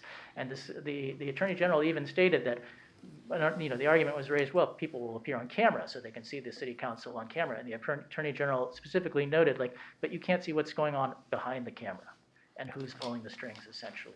And so the right of the public to directly observe a city council member was paramount. And so the Attorney General concluded that a city council member who could not attend meetings accessible to the public can't be reasonably accommodated. Okay, so, excuse me. So, if I'm hearing you correctly, let's say I'm in Upper Sandusky, Ohio, and I'm wanting to call in, but there's nobody within my ward that would be able to get to Upper Sandusky, Ohio, where I'm at. Therefore, that would not be a legitimate act on my part, according to what you just said. If the board meeting's notice stated that you would be at a location in Upper Sandusky, Ohio, and you posted the notice at that location and provided access, you could call in from that location. And I believe the members of the board have called in from some rather distant locations. I know we have, it's just that this is, the way it was being framed, I was starting to get the impression that, we might have some difficulty with that. I mean, for example, I've called in from Florida when I've been there taking care of my brother. And I put a little note on the door, not that anybody in Cape Coral, Florida was going to come knocking in, but I did that. Did you leave the door open? You're supposed to leave the door open. No, I didn't. Tell the truth. But, so you're saying that would be okay? That would be, as long as the meeting location was noticed 72 hours in advance of the meeting and you posted the agenda at the meeting location, then that would be okay. And accessible. And it's accessible. And accessible. And we would still need a quorum in our service area. Correct, yes. Yes, if you all went to Florida, that would not make for. Well, we got enough boxes to check here to keep us busy. Okay, thank you. So, I think one of the points I want to. I'm holding back the question, but I think you answered. I just want to make sure. And the question is, what's the purpose of this, what seems like an odd law at times, of having accessibility for people on the board, no matter where they are, for the public to participate at the meeting from that location, as opposed to the more accessible one here. And that's to at least to have the ability for people to observe that person as they're participating in the meeting, so that they're not doing what? Well, in the Attorney General opinion, the Attorney General's theory is that someone could be off camera telling the board member what to say. And I know that sounds far-fetched, but the Attorney General came down on the side of each member of the public has the right to personally observe that that's not happening. I think it's the personal dynamics among board members is what they're searching for, to make sure nothing of malfeasance is going on in part. Although if we've provided the notice 72 hours in advance and theoretically any member of the public could have attended your accessible location, then that's okay. Well, yeah, no, I And get somebody that, but could I be don't. hiding behind the I'm camera, just having but a hard that's- time That's not what we would want understanding to the see. purpose, but I hear what you're saying. Yeah, yeah. Instead, we're Here- hiding behind I think it's masks. kind of crazy. Well, it's not perfect, you know, It's not just perfect. like Eric said, it's not, you know, it's not perfect, but it's the, you know, the best we've got for ensuring that, you know, there's transparency and in governance, so. Yeah, I think that this, I don't mean to get ahead of the presentation, but I think I was particularly interested in not the Brown Act without passing a resolution under the state's COVID-related law, but and I think this is helpful to rule out, you know, it's really not very workable if we were to try to allow participation for a COVID-positive board member on a temporary basis, and to not force that decision between compromising safety or disenfranchisement of that board member and their constituents. That's, you know, I think I'm really interested in the dynamics around passing a resolution that would either take effect if we had appropriate information, or would be a standing resolution that would only take effect if we had, or would be conditioned on that kind of quarantine order. Well, again, any resolution would have to be, it goes to notice of the public. So again, the public needs to have advance notice of the fact that this remote participation is going to take place in the absence of AB 361 authority. So it's very difficult to conceptualize how to agendize that and maintain a standing resolution in a manner that would give the public notice that at any board meeting, perhaps one of the board members will be meeting remotely. And I think maybe where Director Cass you're getting at is, you know, while we live in this world of COVID and AB 361 exists, you know, could there be on the agenda, at the beginning of the agenda, an AB 361 item that if everybody were well, it would just be voted down, but in the instance where a board member tests positive and can participate, then AB 361 will kick in because that criteria that there would be an imminent threat, which would be a positive board member coming in, exposing everybody in the room, then it would kick in, and then they wouldn't have to disclose their location, or at least not more so expose the public to their personal residence. So is there anything in AB 361 that would allow that? I think maybe that's what you might be thinking. I think that would satisfy the concern. I don't believe there's anything in AB 361 that would allow that, both factually and legally, because again, AB 361 really provides notice. So if all of the public can come here and all 6 of you can come here, all but 1, it would be difficult to make the required AB 361 factual findings to allow for teleconferencing. And I think that, you know, the Attorney General's opinion basically at its root holds that if you're unable to attend meetings at a location inaccessible to the public, then you can't attend the meetings. So in other words, being tested for one board member to come down positive to be tested positive for COVID is essentially akin to a disability. And the Attorney General has said that someone with a disability doesn't have the right to exclude members from the public, members of the public from their remote location. And so what you seem to be asking is to come up with some sort of authority that would allow just that, if I'm understanding you. Well, I think you're correct without AB 361 being enacted, but post-enactment, the threat that a COVID positive participant in the meeting would pose to colleagues, I think that would be the reason why this would qualify under the AB 361 legislation, and we would I'm just thinking about how to operationalize that in the event that we need it, and I really hope that this is not what occurs. You know, that we shouldn't be the only public agency to be, you know, shouldering this thought burden.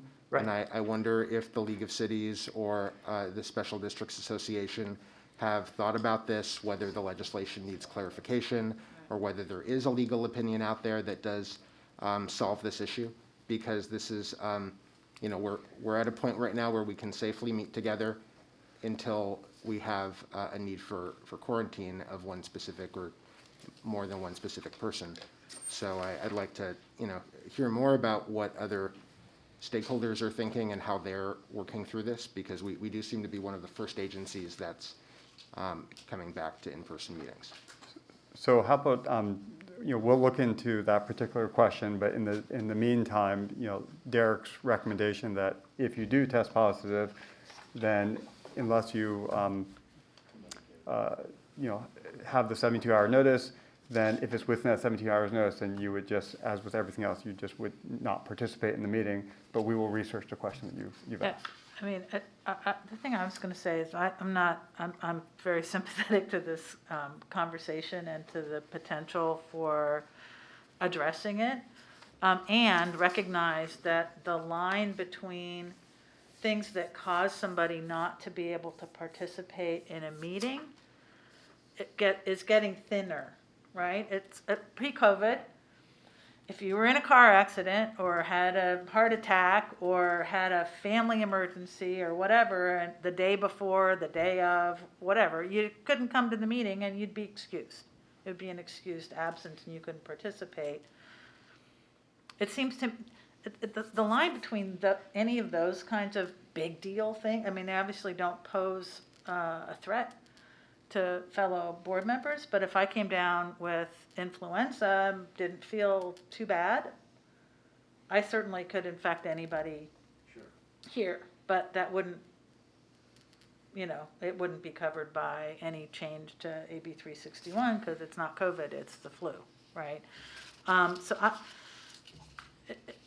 think I feel somewhat uncertain about how far we push this when we're talking about one board member. There's times when you can't participate, and having the excuse be COVID. I don't know. There's something I don't feel quite okay about pushing the boundaries of a public health law, contravening the public access law for the convenience of a board member who doesn't feel sick enough to not participate, and all of a sudden they can participate because they're under this emergency thing, versus me sitting in a hospital emergency room waiting on, a surgery or emergency surgery or something like that, where I could be on the phone participating in the meeting. It'd probably be better distraction if I could, but you can't because it's less than 72 hours. So it's not noticed and all of that. So I don't know. And I apologize that I don't have clear answers for you. A lot of this is new. It's a new frontier, and I can't follow up with other agencies and the Attorney General. We may be the first folks to ask these questions. And if I could clarify, the circumstances that I'm thinking about are more narrow. The CDC has issued guidance, and Alameda County aligns with that. So in any event, we wouldn't have any legal argument under AB 361 to apply this to a circumstance where someone is not testing positive. I'm not suggesting we should. I'm suggesting the opposite. I'm saying that COVID shouldn't be a reason to make an exception to what we say is that you can't participate if it's less than 72 hours. Yeah, and I'm concerned about an actual diagnosed infectiousness. That's what I'm worried about. So I kind of want to second what you're saying, Marguerite. As I'm listening to all this, I'm kind of going, wow, this is murky enough, and while it seems sometimes it's a stretch to I guess as you said, also, this is the best we could come up with. I mean, it seems a stretch sometimes to have to do this in order to, or to have these remote locations noticed and everything. But I kind of think that, yeah, COVID just falls in with other things. If you can't make a board meeting because of sickness, you can't make a board meeting because of sickness. And you certainly don't want to have a remote location if you're sick, have people come there any more than if you're in the hospital for something, that you would want to have people there so you could participate in a meeting. So I guess I'm of the feeling as well that, I think these are interesting questions we've discussed. There's a lot of murky answers. or no answers, I don't know how much more time we really need to spend researching it and looking for all the right answers. I don't know. Well, I can certainly follow up, put together a memo for you. Seems to me on these issues of sickness and, you know, we can't help when we're going to be sick, but we do have the avenue, Doug, that we can excuse somebody from a meeting because they're ill.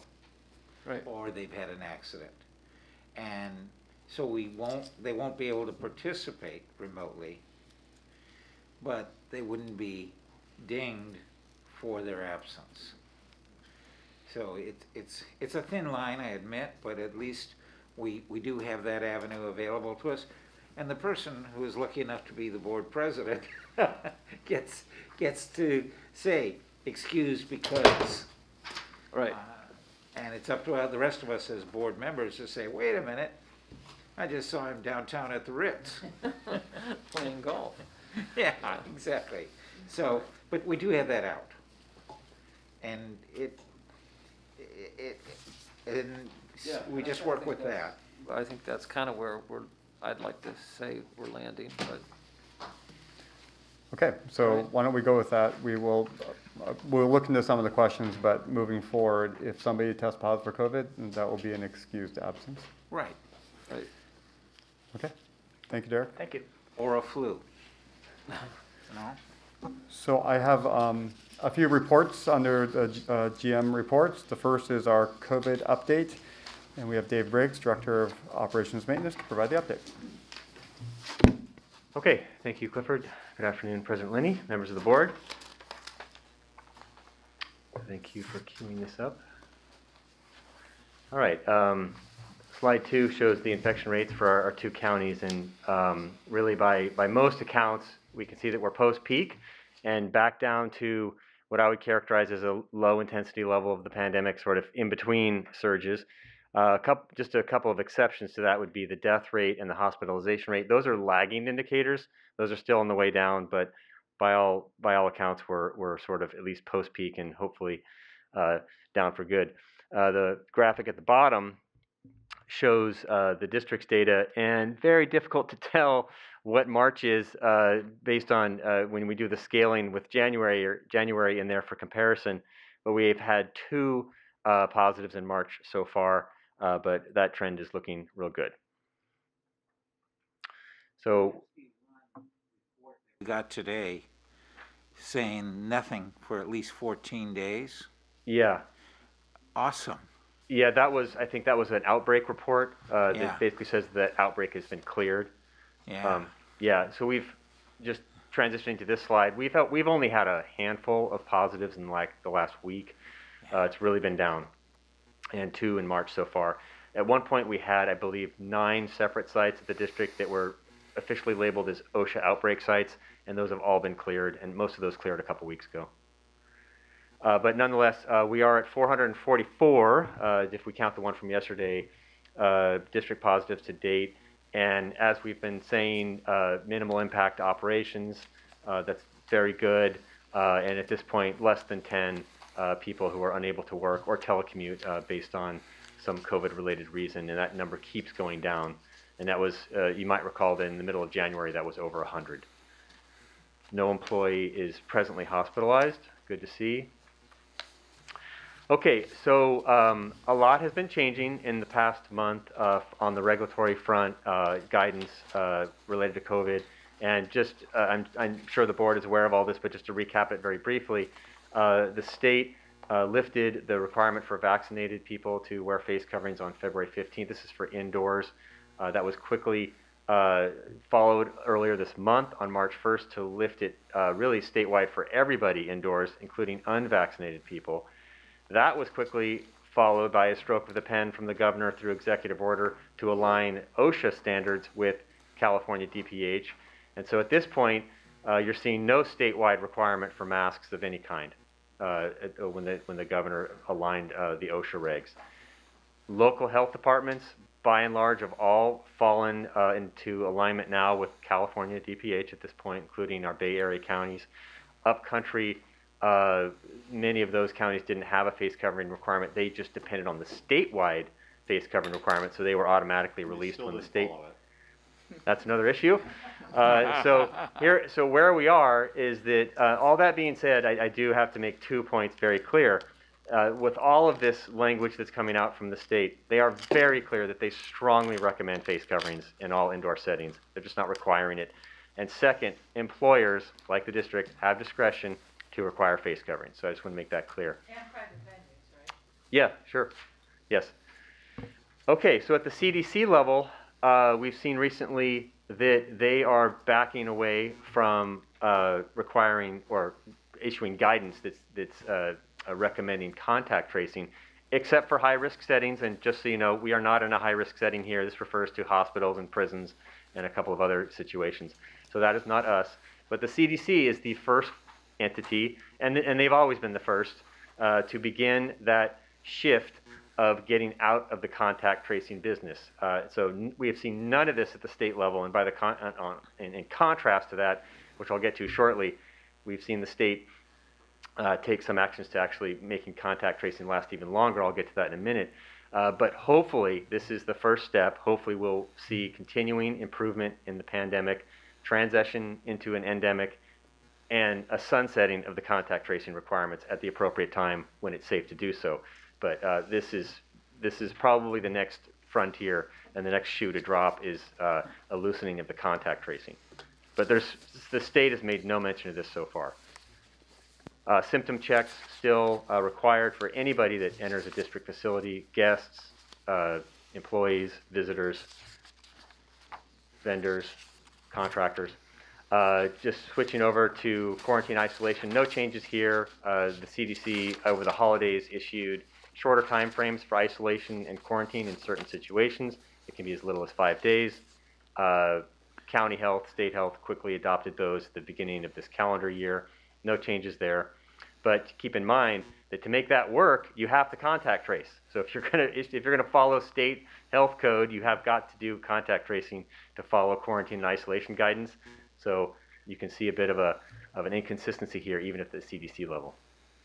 Vaccine booster requirements, no changes by and large. I think Santa Clara County backpedaled a little bit with a booster requirement for high density indoor settings, and so they are no longer requiring boosters. But by and large, just about every other form of government I've seen is still requiring the vaccine requirement if they had one prior. And of course, our vaccination requirement is still in place. There is no requirement at the district to be boosted. Our testing continues for our unvaccinated staff, so this is the exempted employees. So this will continue for the foreseeable future to keep those employees and their families safe. And as a related matter, SB 1159, which the board is probably familiar with, creates that presumption of workplace exposure when an employee does contract the virus and there's no indication that it could have been, the employee could have been exposed any other way. That's the presumption that it occurred at work. Right now, that law keeps that presumption in place till January 1st. So this is related because as we test our staff, we keep them safe, we keep their families safe, and we also reduce the district's exposure to a workers' comp claim. Director Coleman? Question, David. What percent of our employees are now vaccinated? And I know if we're not requiring people to get boosted, do we have what percent are boosted?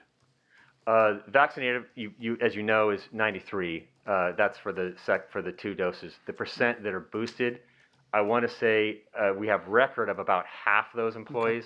Okay, great. We haven't firmed up that requirement to actually disclose your booster status, so it's hard to know. So some people may be, and it's just not recorded. That's all. Thank you. Yeah, absolutely. And then Dave, in terms of disciplinary process for employees who did not go through the exemption process, what's the number of employees that have left the district for a reason that we know is related to vaccination status? Released anyone due to the fact they're not vaccinated. Can't hear. Yeah, about my hearing aid. The answer is 0. Okay.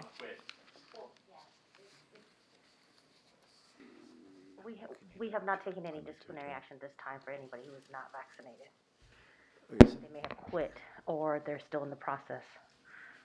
but I believe we're not in that, I'm going to say 0 at this moment. Okay, and in terms of resignations, explicitly due to,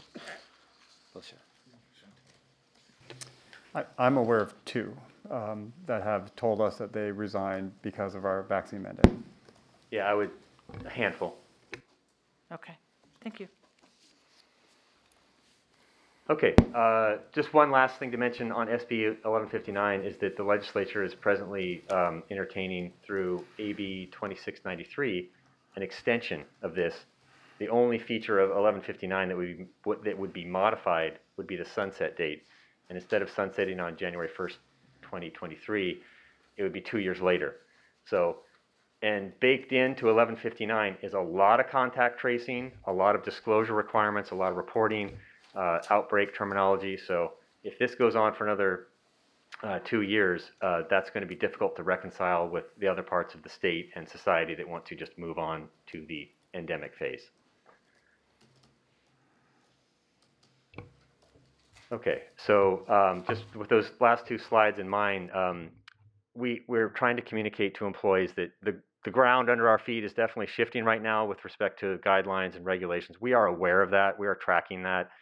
And we will modify our own safety protocols at the appropriate time. But just as we always have throughout the pandemic, we will be as consistent as possible with, at times, inconsistent guidance and regulation. We will always be conservative, and we'll always do the best we can to adopt protocols that keep our employees as safe as possible. But we're just really trying to message to employees right now that the reason why things aren't changing at the district right now is not because we're unaware of what's happening. We're just waiting for things to synthesize a bit more before we change anything at the district with respect to safety protocols. Our own emergency declaration, of course, is still in effect, as is the states and as the counties. But perhaps in a month or 2, when we start to see the peeling away of some of these emergency declarations, we could consider rescinding our own. And just real briefly, the last 2 slides here is the board is aware when we're in the boardroom, all the safety protocols that you can observe right now with face coverings, the self-checks, we performed all those. There's limited people here in the boardroom. When we transition to public board meetings or committee meetings, we will have the training room, conference room available if there's any large numbers of public that may want to attend. So we will limit the occupancy of this boardroom when we are entering the public version of these board meetings, perhaps the next board meeting. Yeah, just remember, March 22nd, the public will be able to attend these meetings. So the members of the public. Sorry, this darn microphone. Thank you. They'll all be signing a voucher form like we did today on the, okay. They'll symptom check it. You're talking about, yeah, absolutely. Okay. Thank you. Okay. And the last slide I have for you, as I mentioned, we're certainly monitoring the safety protocols. Employees started to come back to the office last week, so we're in our 2nd week of the telecommuters coming back as a phased transition, so we're monitoring that carefully. There haven't been any problems so far, which is great. The board is phasing its own return back to the boardroom. We are continuing to try to provide information to our employees about leave. The good news is there's a lot of leave available through the state and through the district. The bad news is it's very complicated. And thankfully, Lisa Serrani and Winnie are trying to work through this so employees know how to code their time card when they're in a certain situation. But it's very complicated. We will reduce our employee testing from what was up to 6 sites on 5 days a week. We're going to collapse that back down to 3 days a week at 3 locations beginning next week. And that will condense back down to our original testing program in December, where we're only testing our exempted employees, of which there's about 150 or so. So that testing, which costs about $8,000 per week, since we don't have outbreaks, since our employee positives are so low, since we don't need to test employees coming back to work or giving them that option to test to come back to work because our numbers are so low, our own business, our own testing has really gotten sparse. So we're going to collapse that back down to 3 days per week. And that's essentially what I have for you today. Thank you. Thank you, Dave. It's been good to have the board back, and I have to say, in the past 2 years, I mean, I love seeing Risha, Robin, and Janetta, but my whole world was just the three and the security guard in the front, so it's nice to hear some other voices in the building. I have a couple of quick questions. Go ahead. So on the reduction of testing, is that primarily for routine tests, or is it ever referred for an exempt employee on a case-by-case basis because of symptoms or exposure or some other reason like that? During the surge, so for several months, since September, we've been regularly providing testing for employees in the exempted group. During the surge, we allowed employees who wanted an opportunity to test to get back to work, especially when there was a complete absence of testing and unavailability out there. So that was a wonderful service to have. So we allowed our employees, if they wanted to get back to work, to get tested. But yeah, that offer of if an employee wants to come back to work, we'll test them. Makes sense. Yeah, the announcements from the CDC have been emphasizing the availability of private market testing as a major reason why they're relaxing contact tracing requirements. So it makes sense that we can look to those that healthcare infrastructure as we relax what we're providing. Thank you. Okay. I have one. It's more of a Derek question, I think, than a Dave question, related to our meetings and public comment.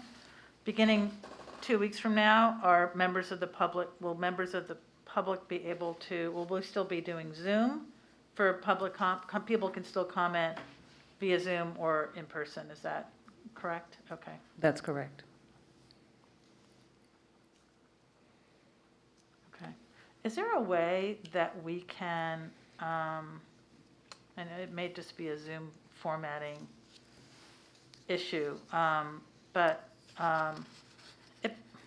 and people have a choice of whether they want to, reveal themselves or not. But I think, to the extent that we're here and can be seen, it'd be nice to be able to see members of the public in their comments if they choose to, have their camera on or whatever. It's just, it always feels like we have this kind of disembodied voice speaking to us, and just wondering if there's a way to provide that given the limitations that we have with Zoom.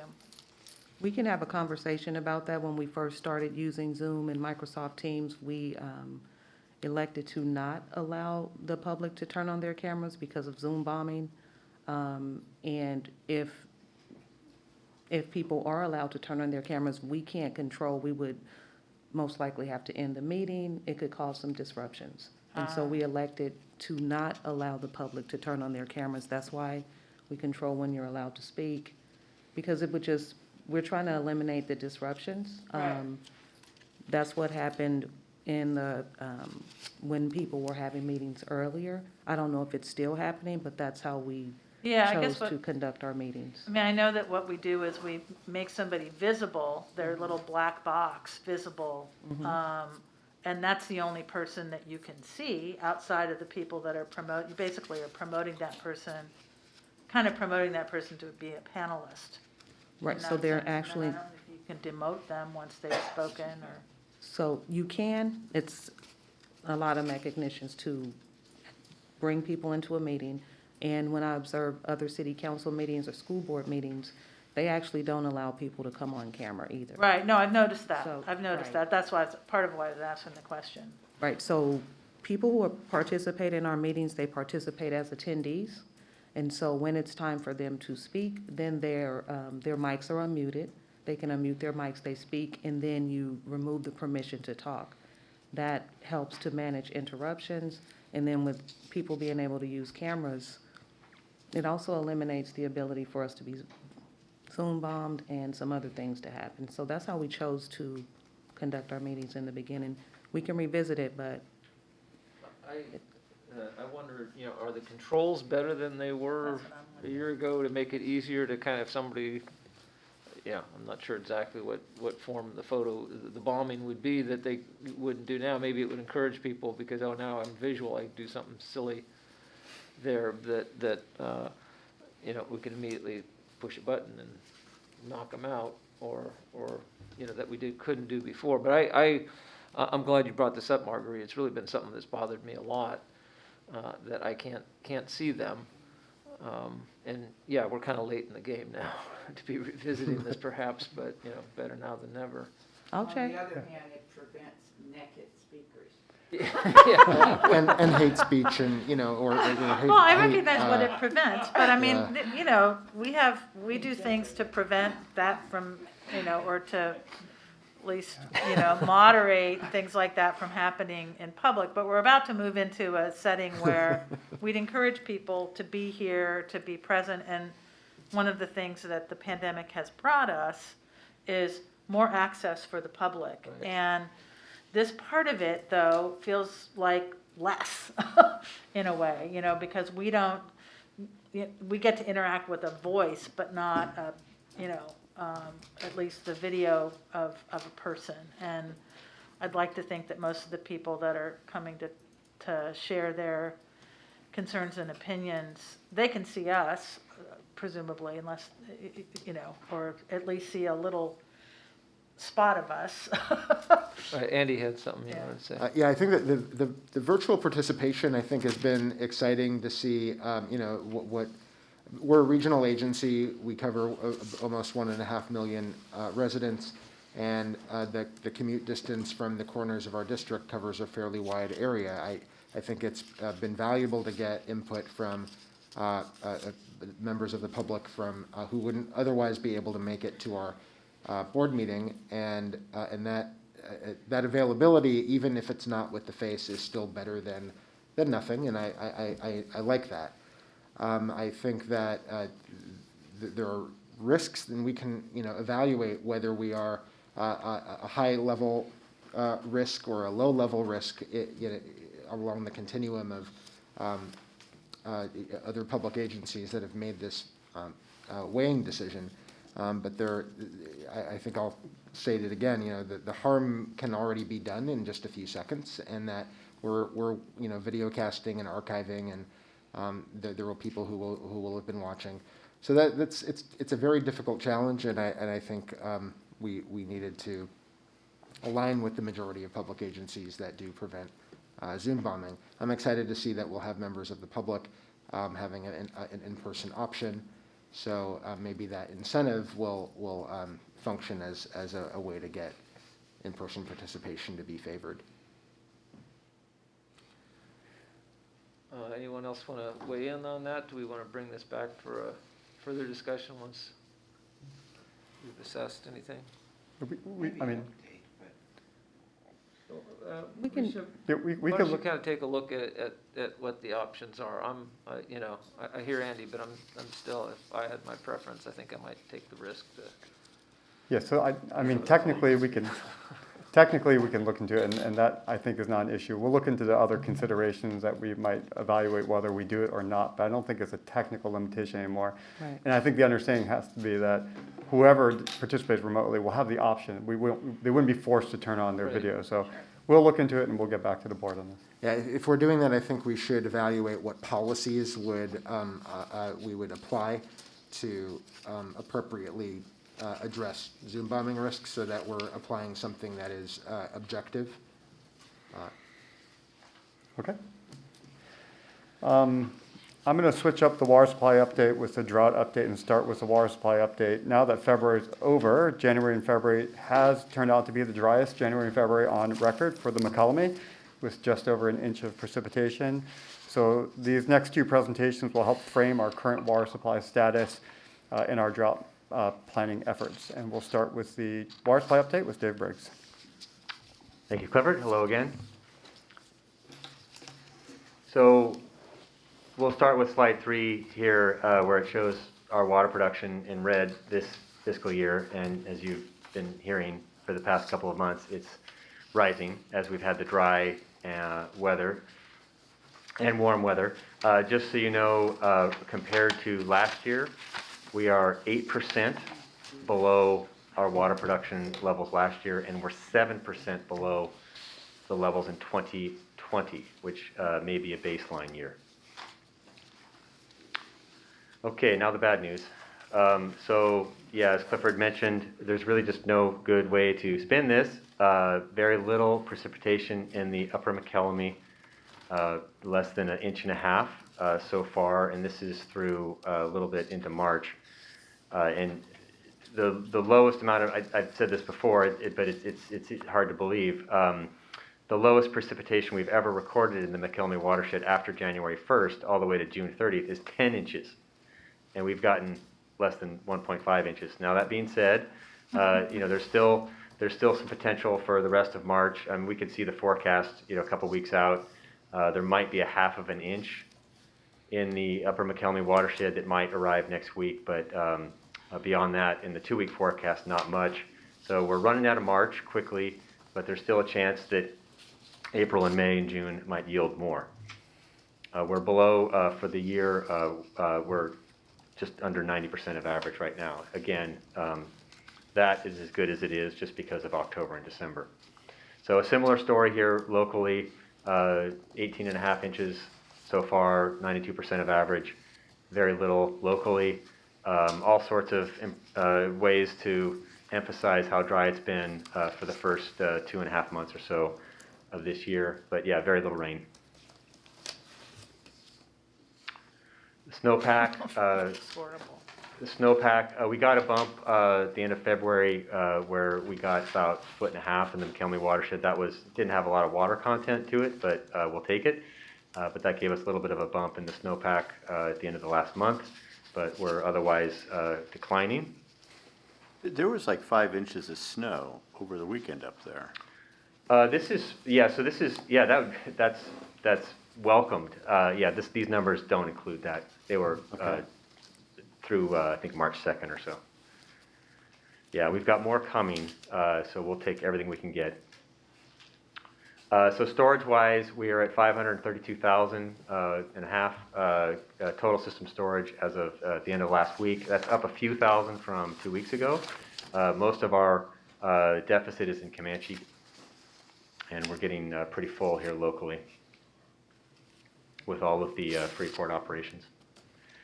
Okay, so the Sierra snowpack from north, central, and south. You can see the little inset chart on the upper right, December 1st, and then January 1st, February 1st, and then early March. You can see how we really did go into December very, very low, well below average, and then a very powerful, potent atmospheric river came through around Christmas time, a little before, put us way above average, and we've been basically riding that storm and the productivity from that storm ever since, as we've seen the numbers slowly decline throughout the winter to where we are right now.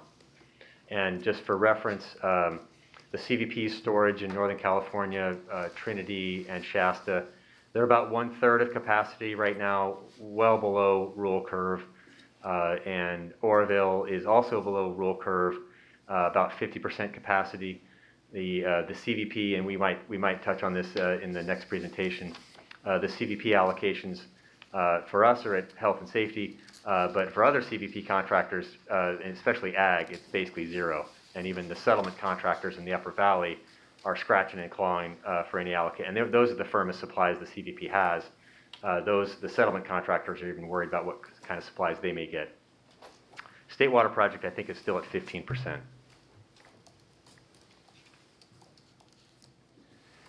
This is just a visual that shows the snowpack on January 1st on the left, and on the, so that's going to be post that huge event in December. And on the right is from last week, showing how the snowpack has really receded back to that upper elevation levels up to 6,000 to 7,000 feet for the most part. Still a pretty good snowpack at higher elevations. It's still 65, 70% of average, as I just showed, but that lower elevation snow is pretty much gone. A long-term climatology outlook. This has also been showing relatively good news. We've presented these to the board a couple of times, and basically that area that's shown in white shows that it's basically equal probability of being relatively normal in terms of precipitation. The brown hues are below normal and the green hues are above normal. So Bay Area, Central Sierra, Northern California, still showing equal chances. So this is a 50% hydrology. That being said, the same people that produce this information with these very sophisticated models are not very optimistic right now. The state's hydrologists and the staff at the National Weather Service are, even though these models are producing relatively neutral information in terms of outlook, nobody is optimistic right now. And so we'll just have to see how it goes. But if these models you do have to take a little bit of grain of salt with, but they are showing that there is at least some chance that things could improve as we get through the spring. So is this the U.S. model or the European model? Because I know it uses both. I don't know which one this one is, Director Coleman. Because they usually are different. Okay. Okay, so showing our precipitation of just under 31 inches in the McKelvey watershed, and you've seen that not a lot of progress for 2.5 months now. And you can see with the hydrologies that we could get from here, even a wetter hydrology will pretty much get us back to normal at this point. And we will need another, 10 or so inches just to maintain the 90% exceedance hydrology. So we need active precipitation up there just to follow the 90% exceedance. And here, finally, this projection of our total system storage, this includes the March 1 DWR snow survey in our watershed, so we took advantage of that information. It includes the 10-day outlook, so we baked that in as well. And looking at our forecast from here, the 90% exceedance has us below 500. And if it does turn wet, we might still have a chance to fill our system, but that would take a pretty dramatic change in the weather. So there you have it. Thank you, Dave. Okay, so as Dave has described that very pessimistic dry forecast, Sorry about that. We did restart our Freeport operations last month. We also got our Bureau allocation. It's 25%. That's the same as last year. And then again, at previous board meetings, we did share with you our plans to purchase additional supplemental supplies from the transfer market. So next up, we're going to do our drought update, and Dave is up again. Okay, so I'll just introduce this and quickly hand it off to Linda, but just to recap the CVP information, as the board is aware, we did get 35,000 or over 35,000 from the Bureau of Reclamation for last year, for contract year 21. We're still moving that water through Freeport, and we're got preliminary word from Reclamation that our allocation is 25% of historical use at this point. And that could change. That's a preliminary allocation. So if the Bureau of Reclamation does use a moderately dry forecast when they issue these allocations, so if the true hydrology is drier than that, this could get worse. Of course, if it's wetter, it could get better. So we're still moving our 2021 allocation through Freeport right now through the end of the month, and then we'll get busy moving the next allotment of water as soon as it becomes available. So how much is that if it's 25% of our allotment for CVP? How much would that be in 1,000 acre feet? So 25%, it's by definition, 25% in our contract is 33,250. Okay. And I think that's 25% of 133,000. Okay. So that is our preliminary allocation. That'll be updated once a month as Reclamation refines its models and looks at snow on the ground and reservoir storage. And with that, I'm going to transition to Linda. Thank you. Thank you, Dave. All right, so now that we know our 2022 CVP allocation, we are targeting up to 38,000 acre feet of transfer water for this year based on current projections that you just heard.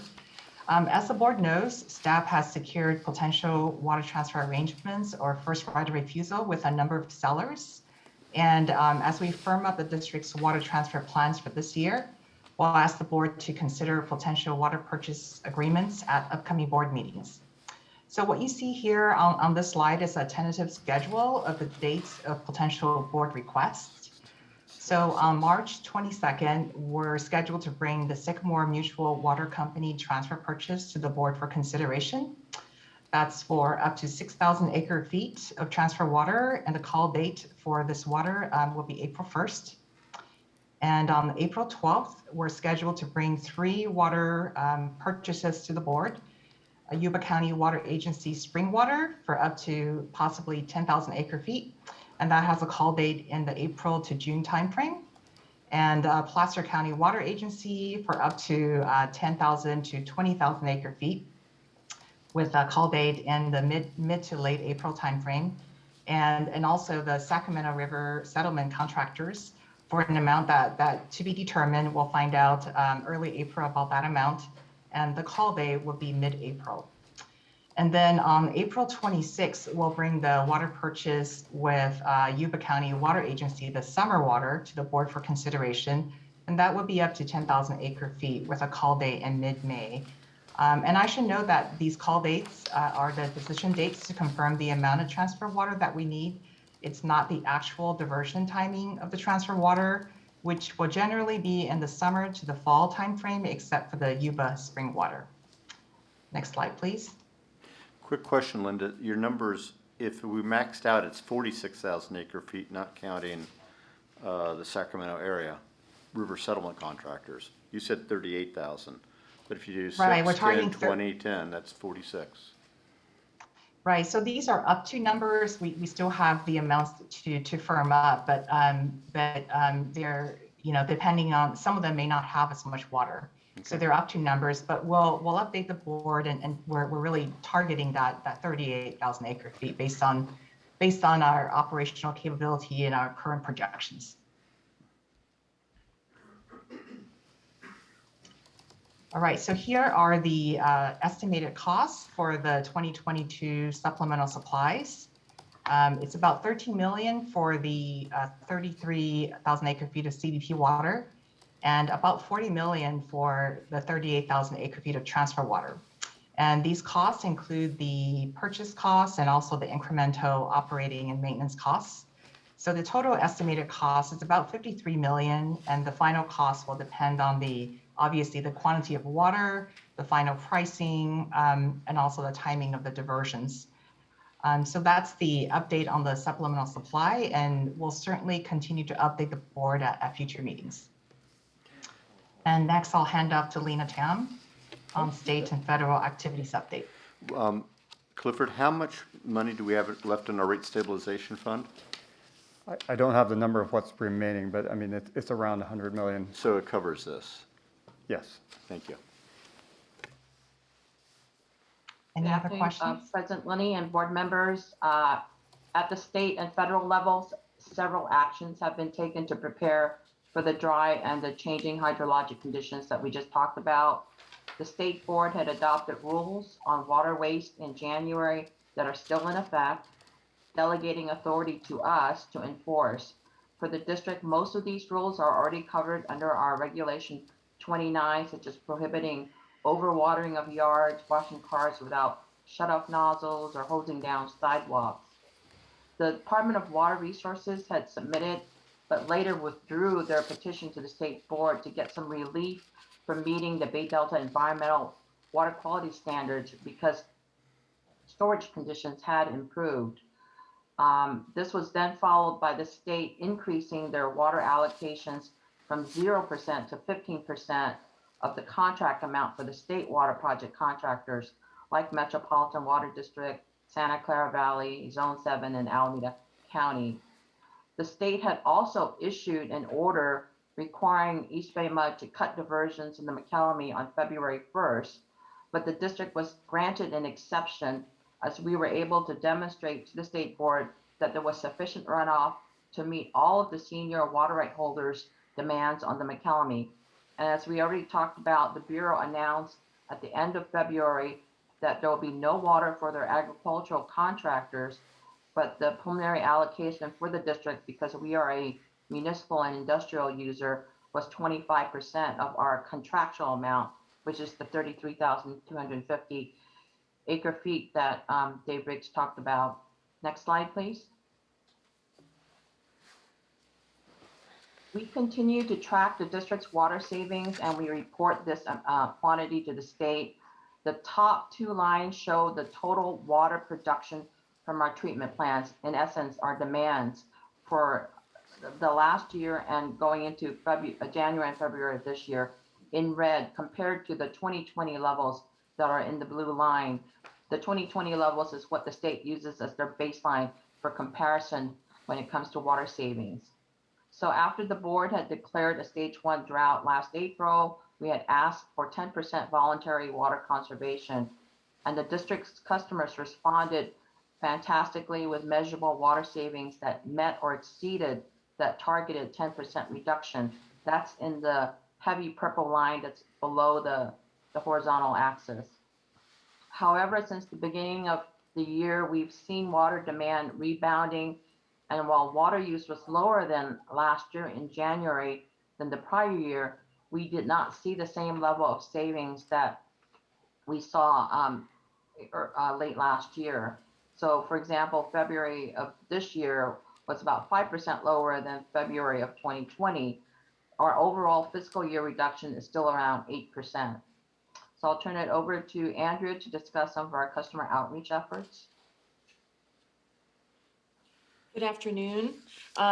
We have featured in the current issue of Customer Pipeline for March, April, a behind the scenes look about how our hydrographers model and how our methodology is adapting to the impacts of climate change. We continue to focus on conservation and water supply on our social media channels, including our spring webinar series and more shower songs. Media-wise, I would say that the focus right now is really on the challenge of, lessening water supplies regionally. And their articles are not typically focused on us, but we're also, often included in regional roundups about this issue. Public affairs and water conservation are working closely to plan for various scenarios going forward in terms of communication. So whether we be in stage 0, stage 1, or stage 2, we'll have some options to move forward and make sure that our customers are aware of our situation and what they can do to help. Thank you. Okay, and then I'll just conclude with the next steps. Obviously, we're still continuing to monitor our water supply situation, at least for the next 4 to 5 weeks or so as we get through really what typically is the end of the rainy season. We are going to be bringing forward to the board for consideration a series of water purchases, as Linda mentioned. The first one will be March 22nd, and that's because it has a call date of April 1st. So we have to make a final decision by April 1st whether or not to purchase that water, which is a little bit ahead of when we're going to be bringing you the water supply availability and deficiency report. However, by April 1st, we will have a 2-week weather forecast ahead of us that really spans out into mid-April. So we'll have a very good sense of whether we're going to need to make that purchase by the call date. There are a couple more that we'll be bringing forward in early April, and then we'll be again presenting the final water supply availability and deficiency report at the end of the month of April. And that's what the last slide is, just if there are any questions. Questions, anyone? Sunday. I'm curious, we brought it up, I think, previously about the fact that we're kind of in this odd place where we're buying water, significant water transfers, but we're not in a declared drought where we can put in a drought surcharge. Has there been any more kind of internal thinking about that, or concerns, or? We have been doing some more thinking on that topic. As the board may be aware, we're currently in a stage 1 drought emergency, and the drought surcharge is applicable once we hit a stage 2 drought emergency. The trigger for that stage 2 is 425,000 acre feet of end of September storage or less. At the moment, we're not projecting that we'll be that low. So as the general manager mentioned, we do have money available in reserves to meet that need. Another consideration is whether at some point in the next 2 months here, there could be a statewide mandate for mandatory conservation, mandatory demand reductions. And if that happens, the board may want to consider applying a drought stage that's equivalent to what the governor may be requiring. So there are other avenues that could trigger a stage 2 drought, but in the event we're still in stage 1, we do have the ability to rely on reserves. So if the governor declares a mandatory rationing statewide, then the excessive use ordinance kicks in, then we have the option to look at drought surcharges. And we've had some internal discussions, especially as we get to year 2 of a drought. You know, if we do a good enough job with, you know, our transfers, you know, we may just on our own perpetually be in a stage 1 drought. And, you know, and thinking about the best ways to recover those costs. You know, whether we impose a drought surcharge or do we look at it at the following budget year. So these are conversations that we're having internally right now. All right, thank you. John? Quick question. This is great discussion. So if we have a 90% dry exceedance year, we're looking at 480,000 acre feet at the end of September. Does that include the potential 38,000 acre feet of water transfers as well as the potential CBP allocation? Or is that strictly just runoff into Part A?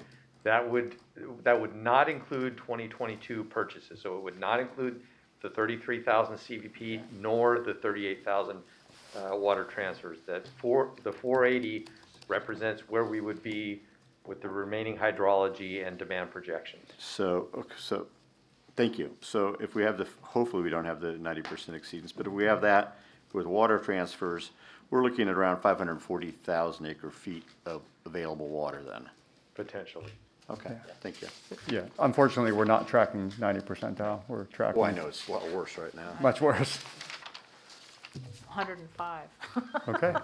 Thank you, Mike, and thank you everyone who presented. And then final item, the monthly report's attached, and I can answer any questions that you may have. Okay. All right. That's it. Thank you, Clifford. We now move on to reports and director comments.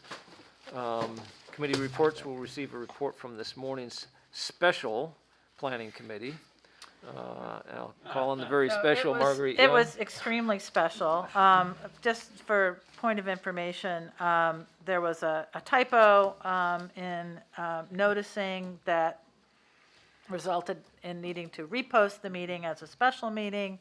But it was special because we heard about our trench soils plan, which relates to both a Rinda site at Briones and another site in San Leandro at Miller, or called Miller, and our plans for, over time, reducing our need to rely on either of those sites and instead do hopefully direct haul to a quarry that will result in creating a new park finally over many, or several decades actually, but over 10 years in at least phase 1 of a new park. So in the quarry that you all pass by as you're driving on 580 that you can see very clearly from the road. So that was it for planning. Great, thank you. Please submit any items for future consideration to the general manager. Director comments? Any director comments? Frank, I think you had one. Yeah. Well, go ahead, Bill.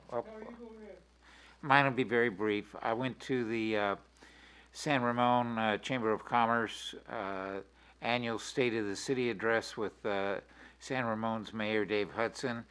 It was at the Marriott San Ramon, and honest to goodness, the place was packed without a mask anywhere to be seen. Hudson gave some positive, it was one of those roller coaster things. He has some good news, some bad news, but all in all, he's clearly got the situation in grasp. And the one good positive thing is you reconnect with people that you haven't seen for a while that are essential to what we do every day. And with the passing of Tom Garino last December, it was tough to figure out who was going to be Tom Garino when Tom Garino wasn't going to be Tom Garino anymore. And I wound up, by luck of the draw, sitting at a table with the person that's being groomed for that role. Her name is Sarah Yoel. And we had a really good conversation, and she's looking forward to moving forward. And I referred her to both Clifford and to Kelly, because that's a contact that we need going forward. So, at any rate, and by the food was actually quite good. So, I got my money's worth out, or I got our money's worth out of it. All right, thank you, Frank. Bill? Yes, I had the pleasure of joining our general manager and one other staff member, Mike, in touring what's called the Grasslands Wildlife Preserve. That's down near Los Banos. I brought back, since you couldn't go, for you. Hey, buddy. Me? Wake up Frank over there. Frank. I brought back for you Really? a cap, Oh my gosh, I'm needing it. since you couldn't attend. It was an excellent journey and an excellent tour. I had a chance to walk along the grasslands and to view, and especially to get down and see where many of the refuge areas expanded to. And these may be the largest preserves in the state. And the most significant thing for me was trying to see the elk. Most of you don't know this, but that particular spot in California is responsible for the retention of the elk population for the whole country. Out of about 20 elk that remained, they went ahead and propagated them to some 400 that are now scattered across America. It was a wonderful undertaking, and visiting that center,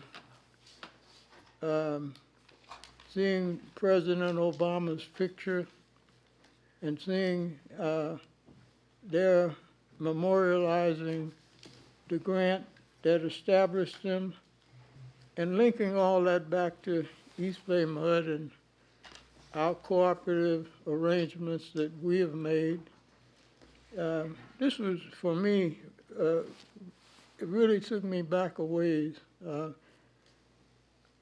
I had the first naturalist in America under my control and supervision when I was in the city of Oakland. And some of you don't know, I once directed the zoo operations for the city, which is under consideration for another venue.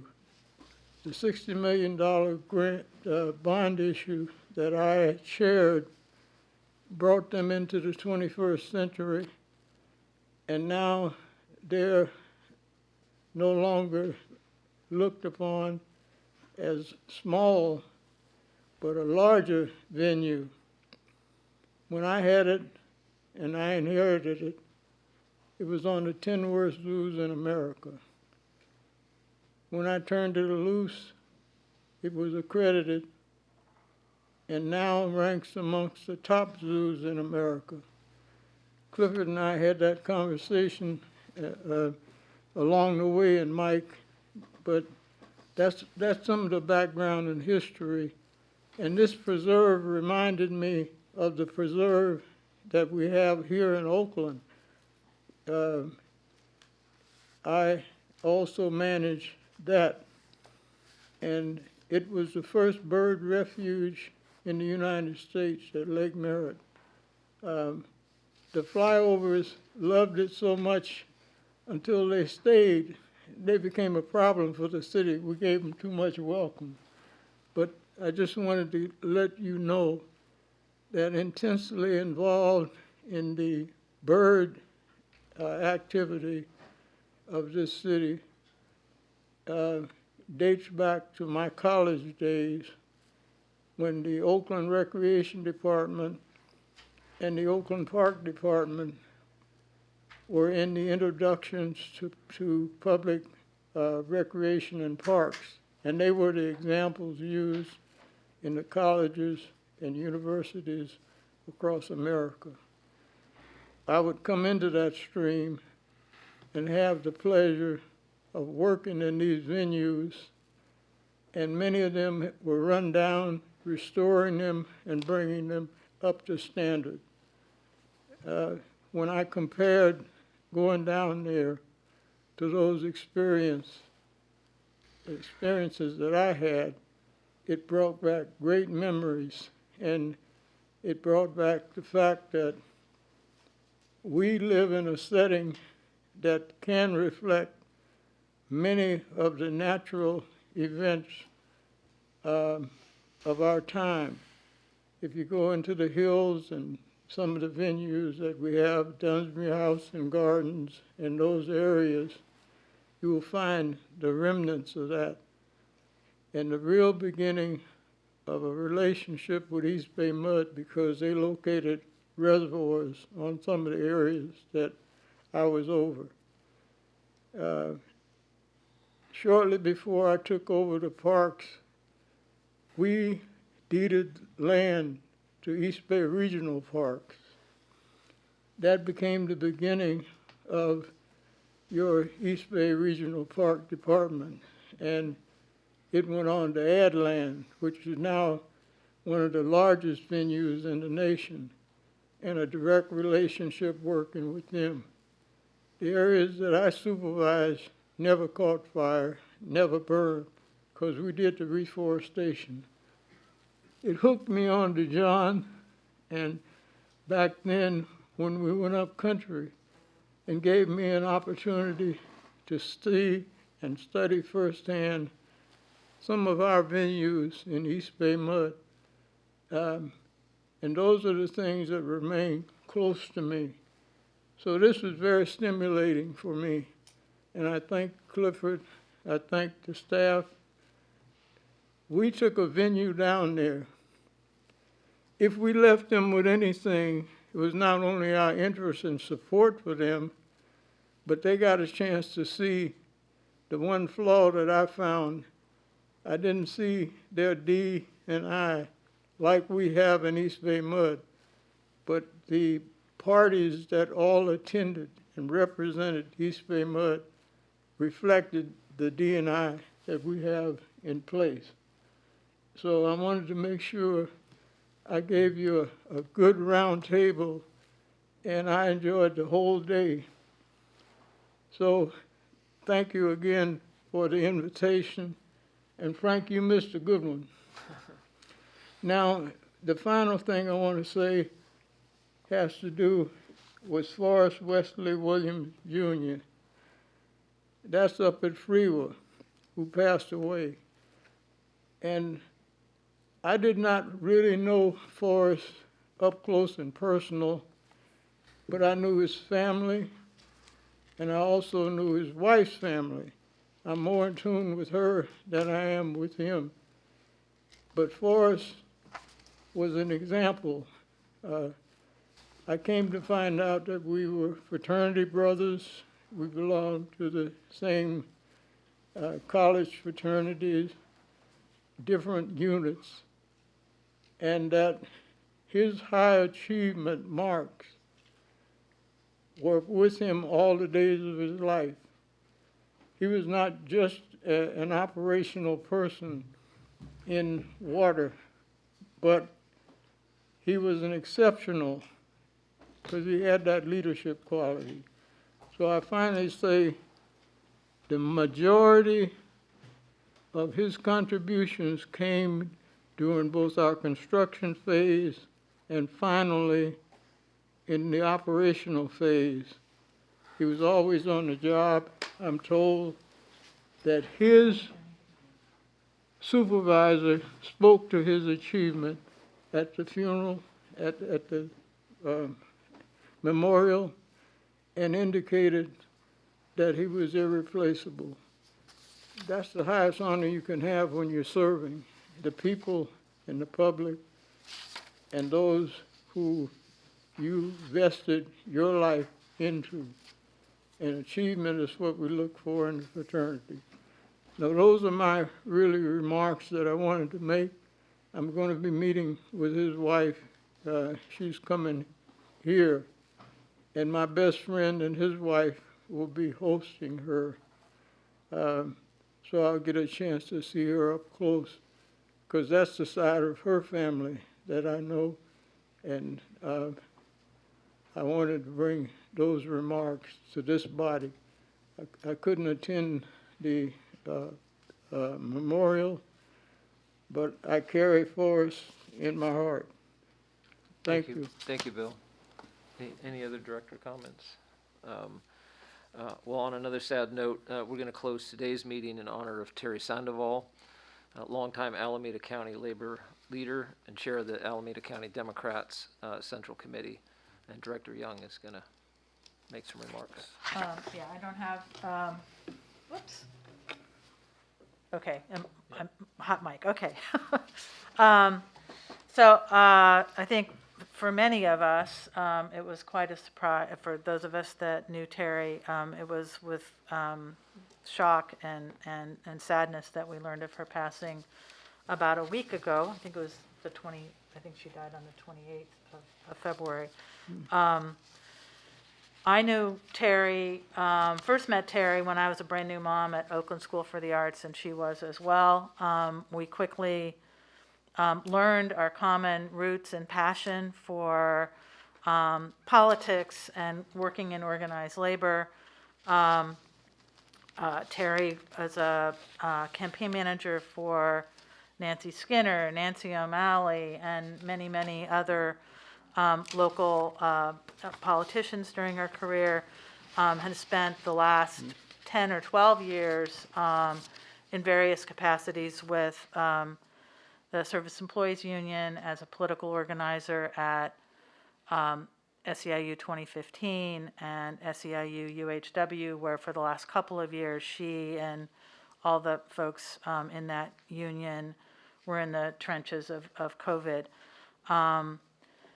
She was also the political director of the Alameda Labor Council, and most recently was elected chair of the Alameda County Democratic Central Committee. Terry lived big, loved hard, and was considered mom to more than her son Joseph by pretty much every young organizer that she took under her wing.